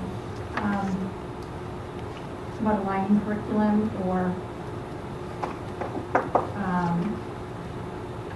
if there is a problem that arises with a high school student from satellite, do we feel that that's anything that we want to address at this time? Or? Well, so I think the curriculum is really an administration issue, because currently, I don't think there's any way you can teach 5 different curriculums, to be truthful. I mean, I don't know the core stuff coming up, it'll be a little bit easier. But I think where Ms. Legere came with that from is that I know that our kids are currently, for lack of a better term, coached up to go to Manchester and the transition to their curriculum. So some of the kids that went to some of the other schools this year are having a little bit of difficulty, just because obviously the programs aren't the same at all the different schools. So I think that was our concern, but again, I think that's something that comes down, if we end up with an anchor school, I think they have to teach to their curriculum. You can't teach to 5 or 6 different, or have our administrators meet with 5 or 6 different districts to try to figure out how the kids are going to be taught. So anyway. That might be something that gets added to our high school issues that we need to look at going forward. Maybe premature for us to answer that question. That's just my opinion. Mr. Roscars. I mean, I understand the overall concept there, but I mean, credit to our school system and especially our middle school leading up to high school. We have a lot of success at these different satellite schools, if you want to call them, you know, Bow, Pembroke, Londonderry, you know, so hats off to this administration for basically our curriculum, which is aligned with Manchester. But the bottom line is just about all of these high schools, even though their curriculums may differ slightly, Algebra 2 is Algebra 2. And you're either prepared or you're not. French 1, Spanish 1. So, yeah, ideally, you're aligned with your district, and that's what you do with your, you know, your core sending district, receiving district. But to the point of it's any worse at the satellite schools, I disagree. Well, I would also add that, you know, with recent developments in Manchester, they're going to be creating their own curriculum standards. So I think it's going to be something that is going to be kind of all over the board anyway. And I don't think, to the second question, that it's proper for us to say that we, as a school board, can't assist if there's problems at the satellite schools. We have no contractual power, but I don't think it would be proper to say that we can't assist. I'm sure if a problem was made aware of us, we might ask the administration to contact the school and see if there was a solution. So I don't think it would be proper to say that we couldn't or wouldn't assist. Or do we want to state that? I mean, that's probably better terms of kind of what I meant, but the actual way it should be written. Do we want to add that? No, I think that's Fact sheet or not? I think it's common sense. I think we're good. No. Again, I think it gets back to the issue of one of the issues that came up last year when we had some difficulty with Manchester was the fact we don't have representation on their board, which if Pinkerton ends up being an anchor and we have the satellites, we would have representation on the board of trustees, which obviously gives you more weight than just calling up and saying, oh, we have a problem. Well, I've just heard Mr. Denville make that point many times, so just want to say the success that we now have history with these satellite schools, Pembroke, Londonderry, Bow, goes to show you that you don't need representation. It is an ideal. We asked for it for Manchester, and it's part of the charter. They wouldn't allow it, and they voted not to have added that. But is it a deal breaker? It's not a deal breaker. The bottom line is, if you only have a small representation on the board, many times some things that are common sense can get shut down if you only have a minority viewpoint. And that can happen on any kind of a board that you're on. So I think it's nice that you have representation from your community on a board, but it's not a deal breaker. Thank you. Yes, Mr. Brown. I think we should add some language describing an MOU. I think that it's important. I've had some conversations with members of the public, and my understanding of a tuition MOU is that the school cannot assign to that school. The assignment has to be initiated by the parent. And this is one of the reasons that I wanted to have a meeting with the public so that we could share some of these facts, because I think that goes a long way to kind of answering the question, are we trying to sneak something in here, and are we going to be sending kids where parents don't want them to go? Well, my view is not with the MOUs we're not. And I think, that is something that we should explain to the public, and it may satisfy some of the anxiety they might have about these MOUs before we actually vote on them.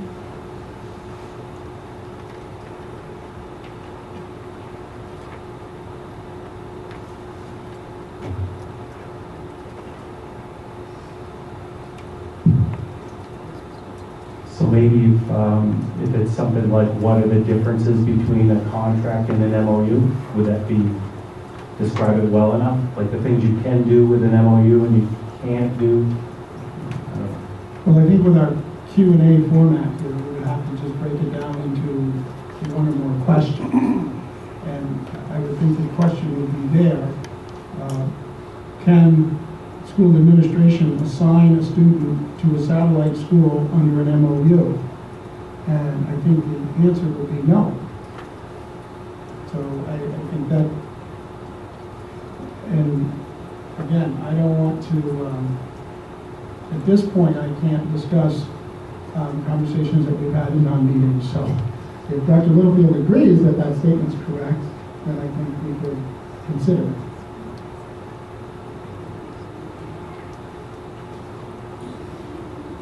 Yeah, oops, I'm sorry. The real difference is, between the tuition agreement and an MOU, is that the school district, Hooksett School District, is under no obligation to send anybody to that receiving school district. There's no commitment on the part of the Hooksett School District. That's the major difference. The reason why a tuition agreement has to go before the voters is because the district is committing to sending youngsters to that receiving school district. That commitment is not in an MOU. So it might be the same thing worded a different way. And MOUs can be for a shorter period of time. And so what you're saying is there would be no minimums. Correct. And administration would not assign unless the parents requested the assignment. Parents request the assignment. They initiate the process, and then the school administration would approve, correct? Is that where? I wouldn't say that. Yeah, I mean, because that's part of what's really being negotiated. Because the last thing on earth, as I've said to people, I raised 4 kids. If satellite schools were accepting kids, nobody would have taken my youngest. And he would have been a student without a school. So it is America, and I don't anticipate that there will be a selection process. The selection will take place. I mean, what I'm advocating for in negotiations is the selection is made by our parents. And that is selected to go to that satellite school. So I'd just be a little careful with that. Okay, so I guess, will the mechanism be that there is a vote of this board or any form of formal approval, or we're just out of it? Well, I'm sorry. We have to talk about that. I mean, once we approve the contract, we have to talk about how we're going to implement it. And to be honest with you, as I close my eyes and I say, in a perfect world, if the 3 MOUs and the Pinkerton contract were to be approved by the board, I would envision a very simple process. And in that simple process, every kid would be assigned to Pinkerton. And then the parent would have a form that says, high school request form. I don't want my kid to go to Pinkerton. I would rather have him go to check 1. Bow, Londonderry, Manchester, Pembroke. And then it's done. Maybe we're... Okay. Not necessarily budget related, but related to our non-meeting that we had yesterday. Actually came to my attention today, because I don't go on social media. Actually, my wife brought it to my attention. that there was some stuff posted today that looks eerily similar to some things we spoke about at the meeting yesterday, that concerns me from a confidentiality standpoint. So I'd like to make a motion that we have Ed Kaplan take a look at this information just to make sure that we're okay as a board. Second. So I basically said what it is. It's without divulging anything, it comes from one of the members of the board, but it looks identical to something we spoke about yesterday. So I have a concern about it. Obviously that affects our negotiations, etc. So it's something that I think he needs to look at. And if he says it's fine, that's fine, but I'm just have concerns.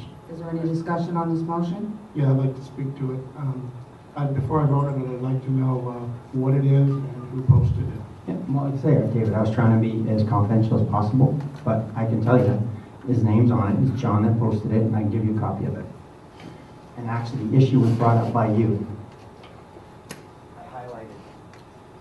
Well, I don't understand how Ed Kaplan or anybody else is going to prove that this information came from that meeting.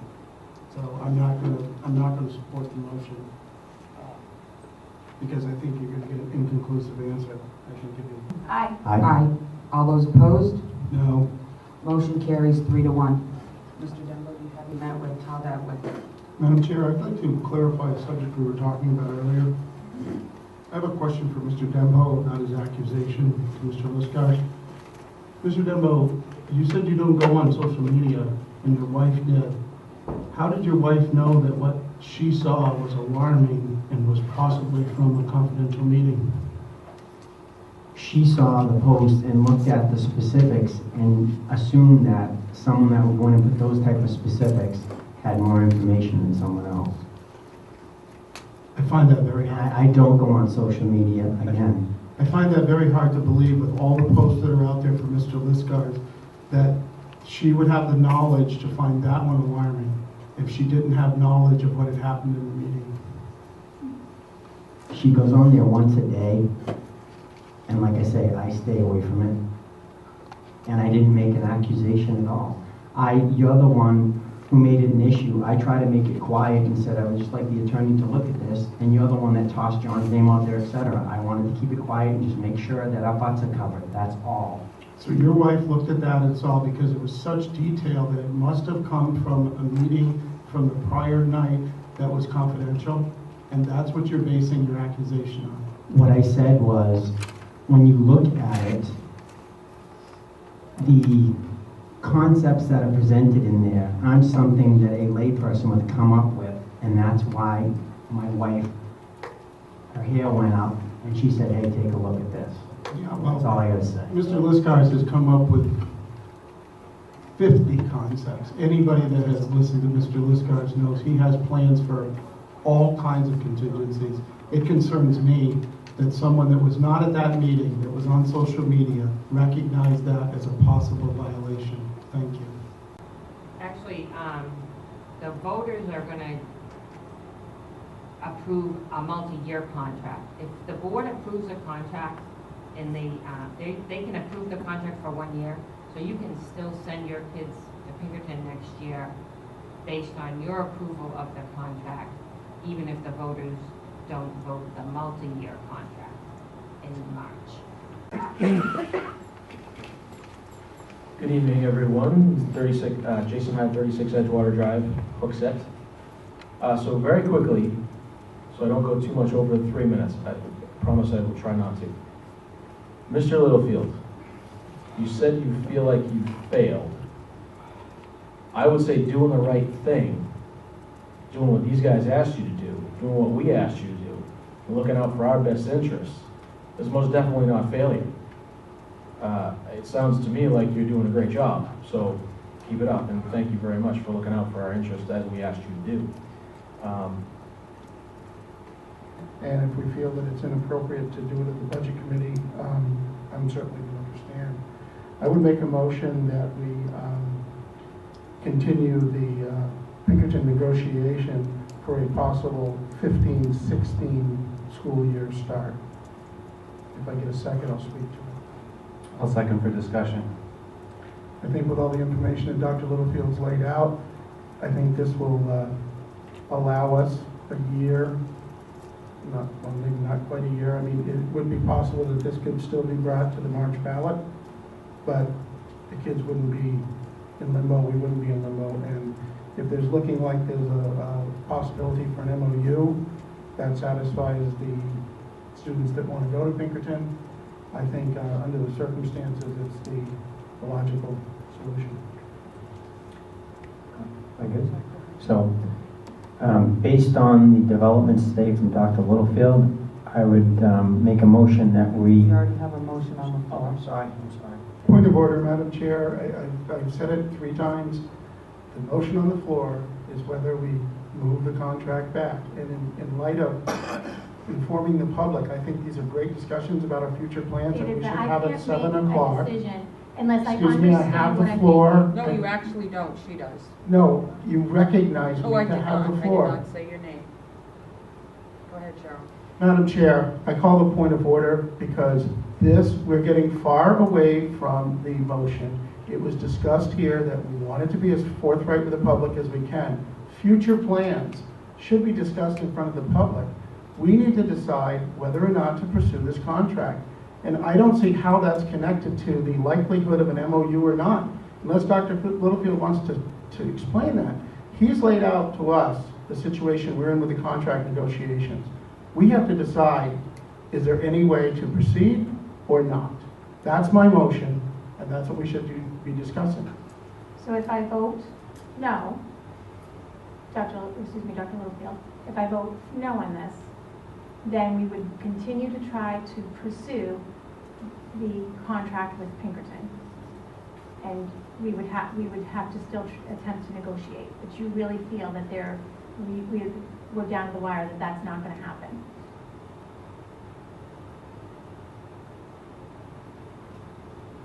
Well, I feel that we're down to a point in time where we can't take any more time. David Pearl, Yes. John Listars, Yes. Cheryl Axton, Yes. Phil Dembo, Yes. Trish Corpus. No.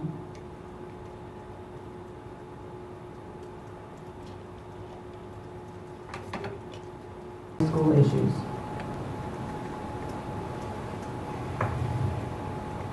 So, based on some of the information some of you folks have seen in the paper over the last few days, as well as having a non-meeting with our attorney and learning some different things, I would like to make a motion to reconsider the tuition agreement with Pinkerton for the year 14-15. If I get a second, I will talk about my motion. Can I have a motion again, please? Yes. The motion is to Reconsider the tuition agreement for Pinkerton for the year 14-15. I'd just like to say, buckle your seats, folks, because we're going to take you for another ride into indecision. It was over last week, but now it's not going to be over. And those decisions that we made last week, we're going to reconsider all of those again. And the deadline for that is, we don't know when. So if you think that you heard the decision, you haven't, maybe. And the large number of people that were there last night for Pinkerton was certainly understandable, because Pinkerton people were disappointed. And maybe the lack of other constituencies was because maybe they weren't disappointed. But here we are, we're going to have a public forum, and then the next day we're going to reverse what we did. Should have had the public forum a couple months ago. Should have been doing all this stuff a couple months ago. If this board wanted to do the most it could for the Hooksett public, they should have listened clearly last night to what some of those folks in the public said, is they wanted this board to listen to the public more often. This board's majority has canceled time and time again public input sessions, public forums, public reviews, and we're going to do it again, folks. So hang on, as Mr. Pearl says. Buckle your seatbelts. Mr. Listars, you said you Once again, this board says we want to follow rules and policy, and here's Mr. Liscars, if you'd like to Excuse follow, me. no, actually, I have the floor, a point of order. No, you gave me a the point floor, of you order. recognized me, and I'm starting to talk, Point of and order now you're is interrupting You don't me. get a third time. Well, You've spoken you twice. If recognized I've me. been to the, You recognize me, I'm and allowed I'm to starting to talk, and now you're being rude. Okay. I'll tell you what the essence of what I was trying to do. And again, I'm not Mr. Roberts' rules. I just want to open back up the fact that we could possibly get a tuition agreement with Pinkerton for 14-15. Last meeting, we voted to continue for 15-16. So whatever the semantics are, that's what I'm trying to do. Phil, they're not semantics. This is a motion that may determine the future of Hooksett. I'm just asking you to get the language correct. That's all I'm asking before I vote.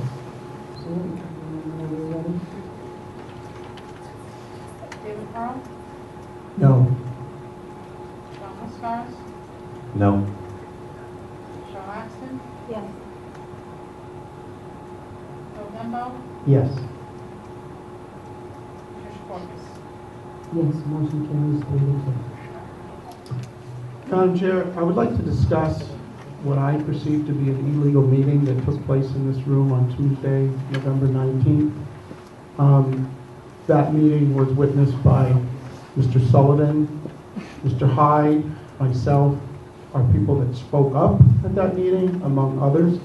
This board had clearly adjourned with a vote of the board. 3 members and a superintendent started a discussion about meeting plans and other things that I couldn't hear. And twice, people objected and those conversations continued. At one point, the citizen was told to be quiet. And I think we need to address this and decide how we're going to handle this, because unless someone can point out to me why this is not a violation of the law, I think it clearly is.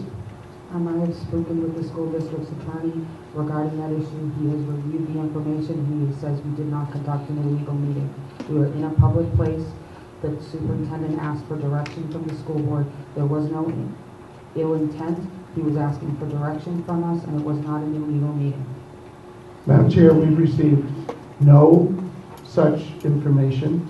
We had no opportunity to give our version to the attorney. And clearly, when a meeting is adjourned, next meeting must be noticed 24 hours prior. And a meeting consists of a quorum of the school board discussing school business, which is clearly what happened here.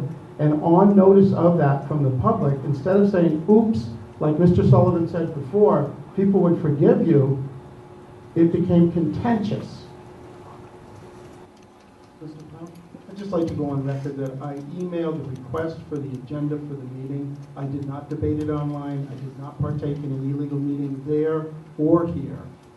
And I think that Dr. Littlefield said it was an illegal meeting and it was of low consequence, so I'm willing to move on.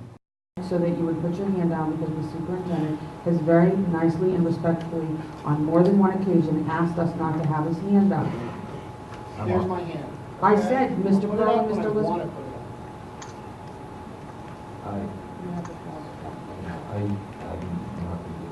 Thank you.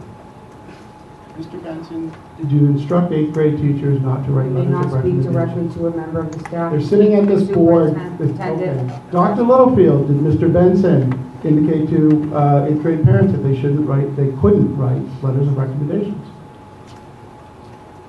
And Madam Chair, I have a question.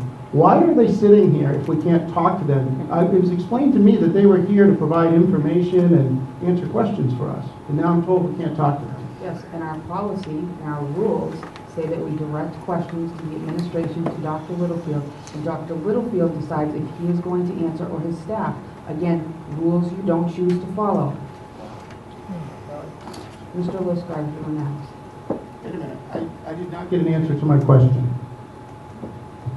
I've asked Dr. Littlefield if Mr. Benson directed the 8th grade teachers to not write letters of recommendation. I don't know what the specific directive was. The intent of the communication with the 8th grade teachers was, it was not necessary to write them. That there would, Madam Chair. I would like to ask Dr. Littlefield to ask Mr. Benson if he told teachers not to write the letters of recommendation. No, he did not. Yes, he did. No, he did not. He said he was unsure, and I'm asking the person that said it because I've heard from two parents. The teachers were told not to write letters. That's what I want to know. I just want to understand correctly that we understand from two parents what teachers were told. So they don't know what teachers were told. You're asking me a question? I Parents came to me and said I that's what they were apologize. told. I should You not. asked a question. Well, I apologize, I should not be asking you a question. Matt, what was the message that was communicated to 8th grade teachers?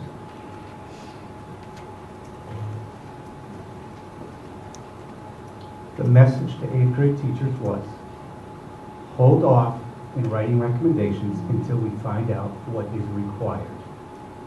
If a private school needs a recommendation, write it. If not, if there's any confusion, have the parent call me and I'd be happy to speak to them. Thank you, Mr. Benson, and that's not the information that I received. And the other thing, when we had a discussion the other night, you told me that part of the reason was we were holding off for these MOUs. The environment of inevitability that's been set up in this town is what's setting us up for these problems. This board has to vote for MOUs. We should not be holding up a process to see if something is going to pass.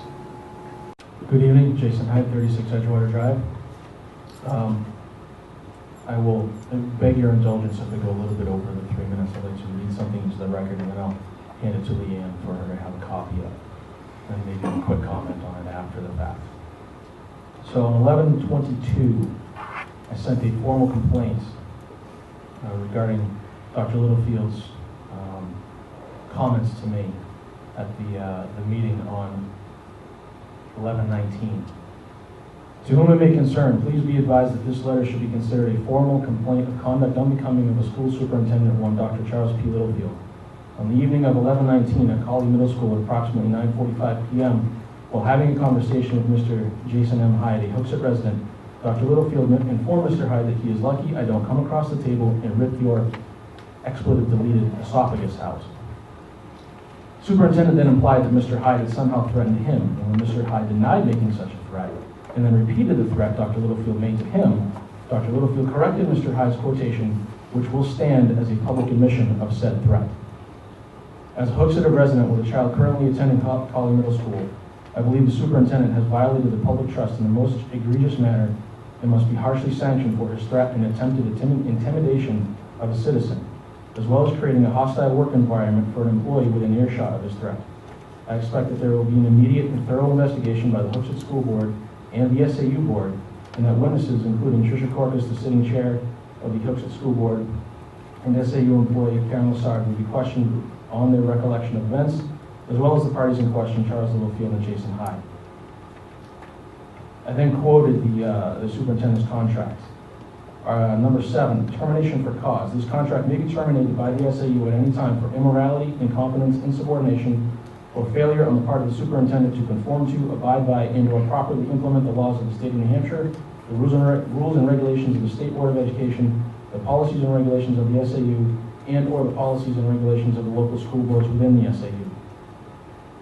I then quoted the Hooksett School District bullying policy. Bullying, the definition. Bullying is hereby defined as a single significant incident or pattern of incidents involving a written, verbal, or electronic communication, or a physical act or gesture, or any combination thereof directed at a pupil, and in brackets I put parent, taxpayer, or employee, because I think it applies to everybody, frankly. 1, physically harms a pupil, parent, taxpayer, employee, or damages the pupil's property. 2, causes emotional distress to a pupil, parent, taxpayer, or employee. 3, interferes with a pupil's, parents, taxpayers, employees, educational opportunities. 4, creates a hostile educational environment. Or 5, substantially disrupts the orderly operation of the school. Bullying shall also include actions motivated by an imbalance of power based on a pupil's, parents, taxpayers, employees, actual or perceived personal characteristics, behaviors, or beliefs, and motivated by the pupils, parents, taxpayers, teachers, association with another person, and based on the other person's characteristics, behaviors, or beliefs. In accordance with RSA 193-F:4, the district reserves the right to address bullying and, if necessary, Excuse me, Mr. Hyde, what is the will of the board about continuing? He's had 3 minutes. Thank you very much, I appreciate that. Where was I? Okay. In accordance with RSA 193-F:4, the district reserves the right to address bullying and, if necessary, impose discipline for bullying that 1 occurs on or is delivered to school property or a school-sponsored activity or event on or off school property. 2 occurs off school property or outside of a school-sponsored activity or event if the conduct interferes with the pupils, parents, taxpayers, employees, educational opportunities, or substantially disrupts the orderly operations of the school or school-sponsored activity or event. The superintendent of schools is responsible for ensuring that this policy is implemented. I respectfully call for this matter to be handled publicly at a special meeting of the SAU board to be held on or before December 15, 2013, and that the parties involved are allowed to make statements on their own behalf. I request that the meeting be held at a neutral location, such as the Hooksett Public Library, where there is seating for the public and where neither party is employed. I request that the meeting be videotaped and streamed over the internet as any normal Hooksett School Board meeting, as well as a written record of all proceedings be released to the public. Dr. Littlefield's abuse of power is in this case inexcusable, unacceptable, and unbecoming of his position. In response to the bullying tactics, true language, and implied physical harm, immediate dismissal from his position as superintendent of SAU 15 is the only course of action. Now, if I could just have another 45 seconds or a minute of your time, I would greatly appreciate that. It took longer than I anticipated. The school board is aware of this letter because I sent it to them, I sent it to the SAU board. There's been some back and forth. Everybody's been very professional about the whole thing, and I appreciate that. I know that the SAU board, which includes all of you, was polled, and a decision was made that a special meeting would not be held. I would ask all of you, let me put it this way, to everyone in this room, to everyone who might be watching this, hearing this, to all of you, if anyone else in a position of power, coach, teacher, principal, guidance counselor, etc., had said something like that to a member of the public, to a parent, to a school board member, in front of one of their employees, I dare say, and I certainly hope and believe, that that item would be addressed immediately by the proper authorities. In this particular case, the proper authority is the SAU board. I would ask all of you to reconsider on a citizen of Hooksett's behalf, and I would say to you, all of you, and everyone in this room, if the shoe were on the other foot, and it were any one of you, and I do mean any one of you, despite our differences, any one of you, I would be up here asking for the same thing on your behalf. I believe that men in power, men and women in power, I should say, need to take those positions seriously, and they need to be held to a higher standard. I'm just a little guy. I'm not an elected official right at the moment. I was just trying to have a conversation with somebody, and it went horribly awry. And despite what you may have heard, and despite what I have been accused of, it didn't happen that way. The person in question has not denied what he said to me. He can't deny it. He admitted it. So, I'm just going to throw that out there. I'm asking for you guys to stand up for a citizen in this town who has a grievance so that can be held. The special meeting will be held before the end of the year, so it doesn't get put off to February 14th, which is a long time to wait. Memories become cloudy, etc. So, thank you for your indulgence, and I ask you for your help. Thank you. Madam Chair. Mr. Dumbo, we are now up to item B on the old business. Under B is high school issues. Mr. Dumbo, you had your hand up? Yep. I would like to make a motion to approve the Pinkerton tuition agreement and associated enrollment agreement, as well as designate Pinkerton as our school of record, which would set the base tuition as $10,796.83. I would also like to ask Dr. Littlefield to commence the assignment process with parents, which will include assigning all students to Pinkerton while allowing children to request for placement in Bow, Londonderry, Central, or west of Pembroke. Do I have a second? Due to the fact that we are having a blizzard right now, and we have a lot of decisions to make this evening on our agenda, we will be strictly enforcing Robert's rules. Every board member will speak twice to any motion on the floor. Yes, Mr. Liskars. So I object to you bundling all of this together, and I'll explain to you why.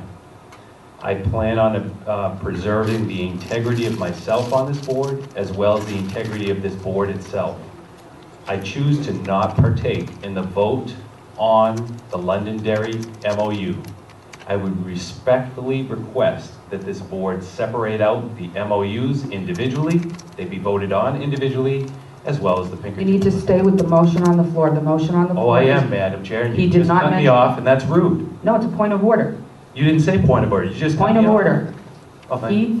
We have a motion on the floor about the tuition agreement with Pinkerton and the enrollment agreement with Pinkerton. We need to keep to that discussion. We are discussing Pinkerton, not anyone else right now. Point of order. Can I have a clarification? Because I thought Mr. Denbo said the MOU with Bo.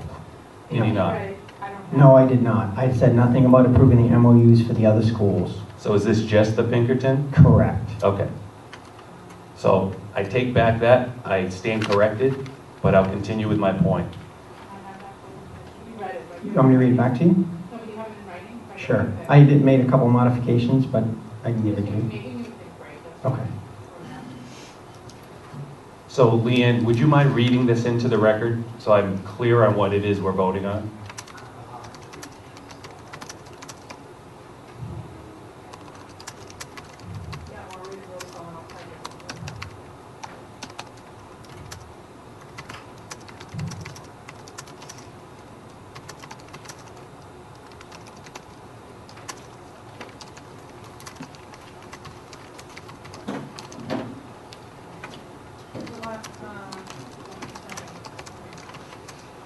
The motion is to approve the Pinkerton.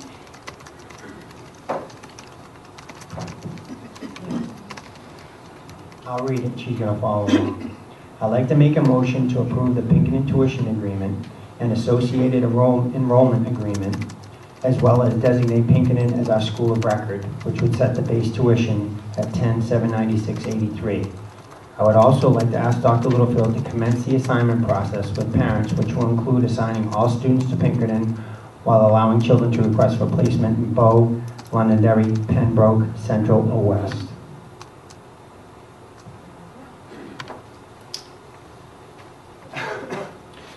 Yes, Mr. Liskars, this is your So- second time speaking on this. No, this is still my first time speaking. I'm actually the chair and I determine it. It's the second time you've spoken on this motion. You are the chair, that's correct. And Point of order. all you do is you're supposed to manage the meeting. This is I a am. very You speak important. twice. This You is speak twice. This excuse is your me. second time. Call the police and have me arrested, because you know what? This is the most important issue that has ever hit Hooksett, New Hampshire. We're trying to shovel a contract down their throats right now, and you're inflicting Robert's rules on us? Be serious, Madam Chair. And you can take that gavel and swing it at somebody else because it's rude Are behavior. you threatening me right now? No, I'm saying I'm giving you a recommendation. You can take that gavel and swing it at somebody else because I don't appreciate it. It's rude. That's all I'm saying. So don't read anything else in my comments like some of these other gentlemen that came up here. My point is this. I cannot support the Pinkerton contract as worded. I've been very clear on this. I've expressed it to this board. I've expressed it to Mary Anderson herself and the board of directors, because there is a 90% clause in there. They call it the 10%, which means that the second graders of Hooksett, New Hampshire, who don't even really realize we're talking about a high school issue right now, are going to be the first ones. When that 6th year hits, they're going to wake up and realize that only 15 children, estimated, are going to be able to opt out of the Pinkerton contract, which basically means this board is deciding tonight to force all of Hooksett's children to go to Pinkerton Academy in Derry, New Hampshire, whether they like it or not. And I'm here to stand tall to say I'm voting against it, and I do represent all of the children's interests. If they had removed that simple clause, get rid of it, and then also apply it to their other sending districts, it would have been fair to the Pinkerton folks. It would have been fair to all the other folks that want to go to Manchester, Londonderry, Bow, Pembroke, or any other school. We have a child that goes to Alvern right now. What's going to happen in the 6th year? This community is going to be torn apart. Neighbor is going to fight neighbor for that 15 slots. And it's despicable what this board is doing. I don't approve it, and I will not support this. Thank you. Yes, Mr. Pro. Madam Chair, first of all, I would ask that we don't limit discussion tonight. We've been more than accommodating for everybody that wanted to come up and express their feelings tonight about issues, and this issue is a major issue, and I think that we shouldn't limit discussion on it as long as that discussion is relevant to the issue. I do think we ought to unbundle this because there is really 4 things in the same motion, and I may want to support one and I may not want to support the other, and I may be forced to pick one vote to cover the 2. Just to cover what we're doing here is it's proposed that we move the Pinkerton contract to the warrant. We approve a binding enrollment agreement in case that fails at the ballot to keep those kids going for a year. We're also moving to up the base tuition that would affect the other schools from 10.2 to 10.78. So there's a number of issues here, and I really think that we would be better, it would be easier for us to discuss them, it would be easier for us to vote on them one at a time.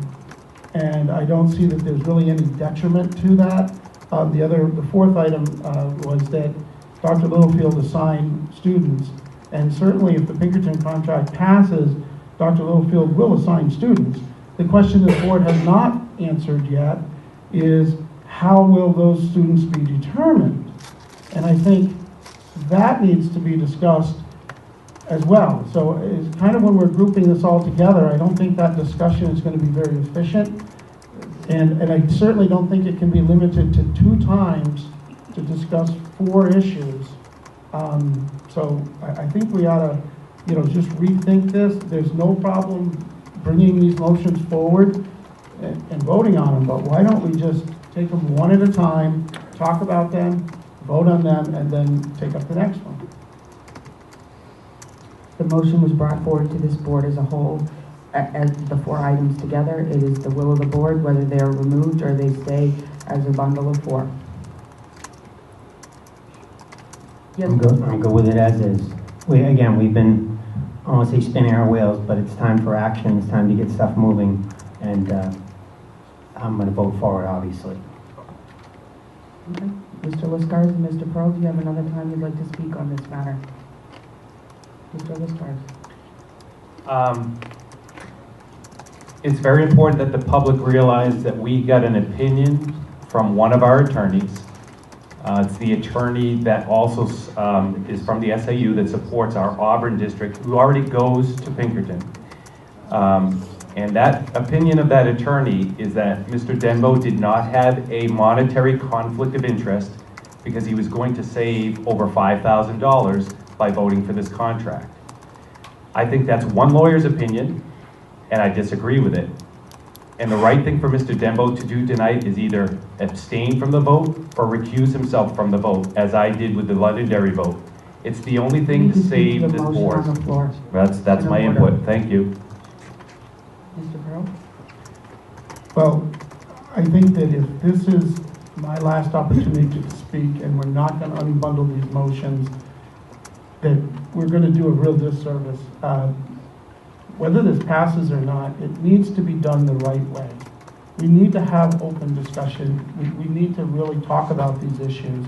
And bundling these together is really not the way. And if this is limiting me to my last time to speak about it, I just find it ironic that we sit here some nights and have discussions for an hour about using a projector or something. And now we're going to pass a high school contract for 10 years bundled with some other things by limiting members to speak 2 times. So with taking that idea that it may be my last time to speak, I would just like to go on the record about how I feel about the Pinkerton contract. I feel that Pinkerton is an excellent school and provides an excellent education. I feel that had this board started at the proper time and followed the proper process, I might be able to support this, even with the restrictions that are in it that I don't like. But unfortunately, I feel that this board has failed.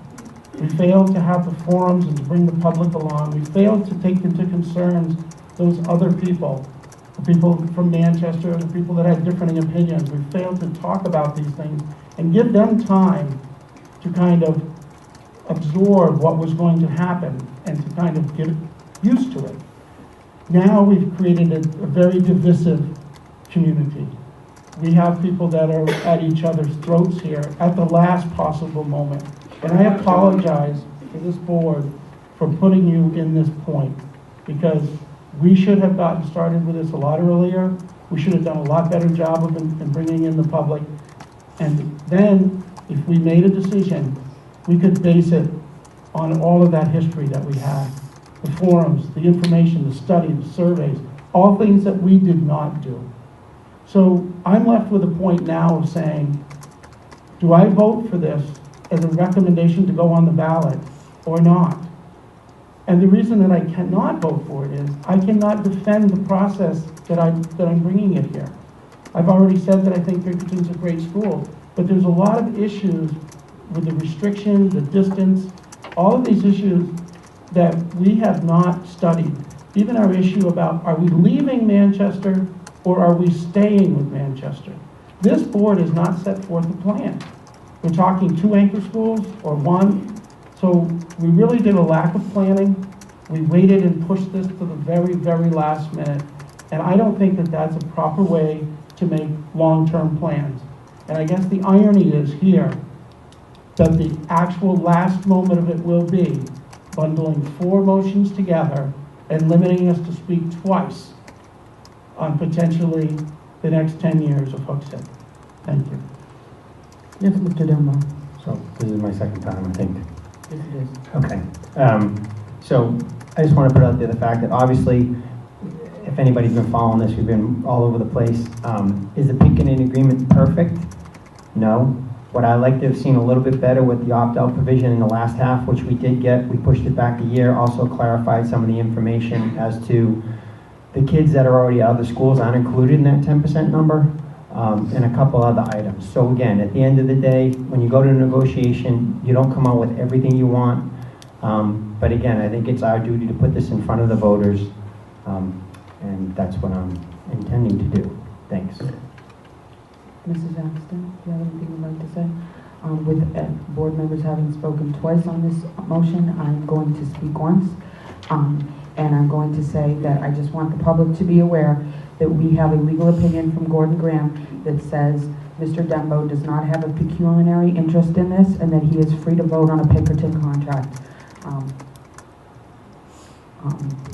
Mr. Liskars, could you please sit down? Robert's rules say people speak twice to a motion. It's been clearly stated from the public many times that we need to be I need to speak for the Hooksett children, and I'll stand here until I'm allowed to. Okay, well, we're going to call it. I need to speak for the Hooksett children. I will stand here until I am allowed to.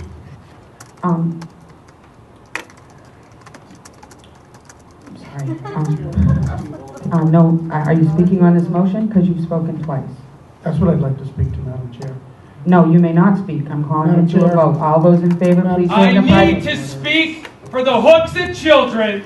I need to be recognized by the chair to speak. You're not going to be recognized by the chair. I am attempting to Please sit follow down. Robert's rules You're of not. order. Then I will speak for the Hooksett children. All those in favor, We please voted signify by this saying down aye. about a month ago Aye. with the All those 10% opposed. in there. Unanimous All those vote, opposed. 5-0. All those Tonight, opposed. they're Mr. voting Mr. on the Liskars, same please thing. sit down or I'm Just going to gave have us you a year. removed. That's the only difference. Shame on this board. All those opposed? I am opposed. No. Motion carries 3-2. Mrs. Axton? I am getting very, Your feelings? Madam Chair, the elephant in the room here, I guess at this point. Are you making a motion? Yes, I'm going to make a motion. I make a motion that we determine the students that are required to go to Pinkerton unless they're voluntary by lottery. I'll second that. And I'm going to speak to the motion, and I'm going to be perfectly honest. I picked lottery off the top of my head so that I could make a motion so that we could discuss this. But what we need to do is we need to decide, now that the Pinkerton contract has been passed, how we are going to determine these students if we do not have 75 willing students, and create a policy which will probably go into the future to take care of the much harder problem when the 10% arises. Is there any more discussion on this motion? All those in favor, please signify. I've just reached a point here where I am at total frustration. We're spending all this time discussing John Liscar's emails, and nobody on this board wants to discuss how the opt-out from Pinkerton that we just voted for, that was the biggest issue in this town. Like it, don't like it, whatever, 75 to the 10%. And we're discussing John Liscar's email.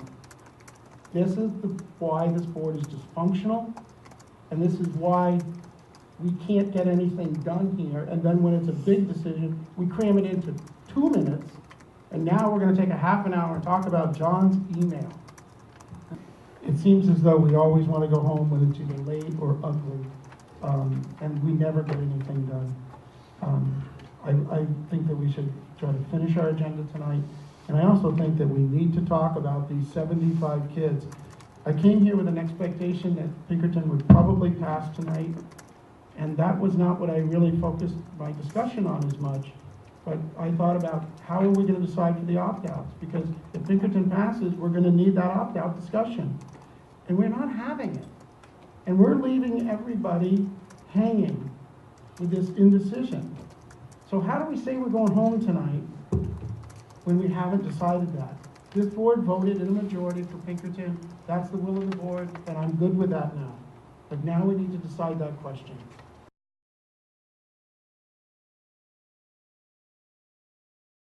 The comments precede you, sir. I have them all documented. They precede you. You started with mudslinging tonight. Don't accuse me of mudslinging. One thing I'd like to say that I was going to refrain from, to have a member of a public board say to a community member, you remind me of a gnat around a urinal, and I'm going to piss on you and enjoy it, is offensive and beyond. I can't even imagine. I go to work and people laugh at me because I live in Hooksett, and I have someone like you representing me. Could have taken your words out of context and brought them in tonight. I didn't, Tom. But I may in the Mr. Liscard. I piss on you. Thank you. That's a nice comment. Why don't you write it down and stand behind it like I do? I just did. No, you didn't write it down. You yelled it. See, you can get away with it and say, "Oh, you misinterpreted my words." Mr. Parnell. Write it down. I need a motion. I already gave a motion. We are adjourned after public input at 8:29. Madam Chair, we didn't vote to adjourn it. Yes, he did. His I motion was put the motion public out there. input and to adjourn. Mr. Liscard, you owe this community and you owe everybody an You owe yourself an apology. You got that, Tom? I've been putting up with your crap for a year, and I'm not putting it up anymore. David, you want to take me to the parking lot like you did in Londonderry? Oh, you're so cold. I don't put up with your baloney, okay, folks? If you want to smoke the new people here, go ahead. You're not smoking me. You're not smoking anybody else.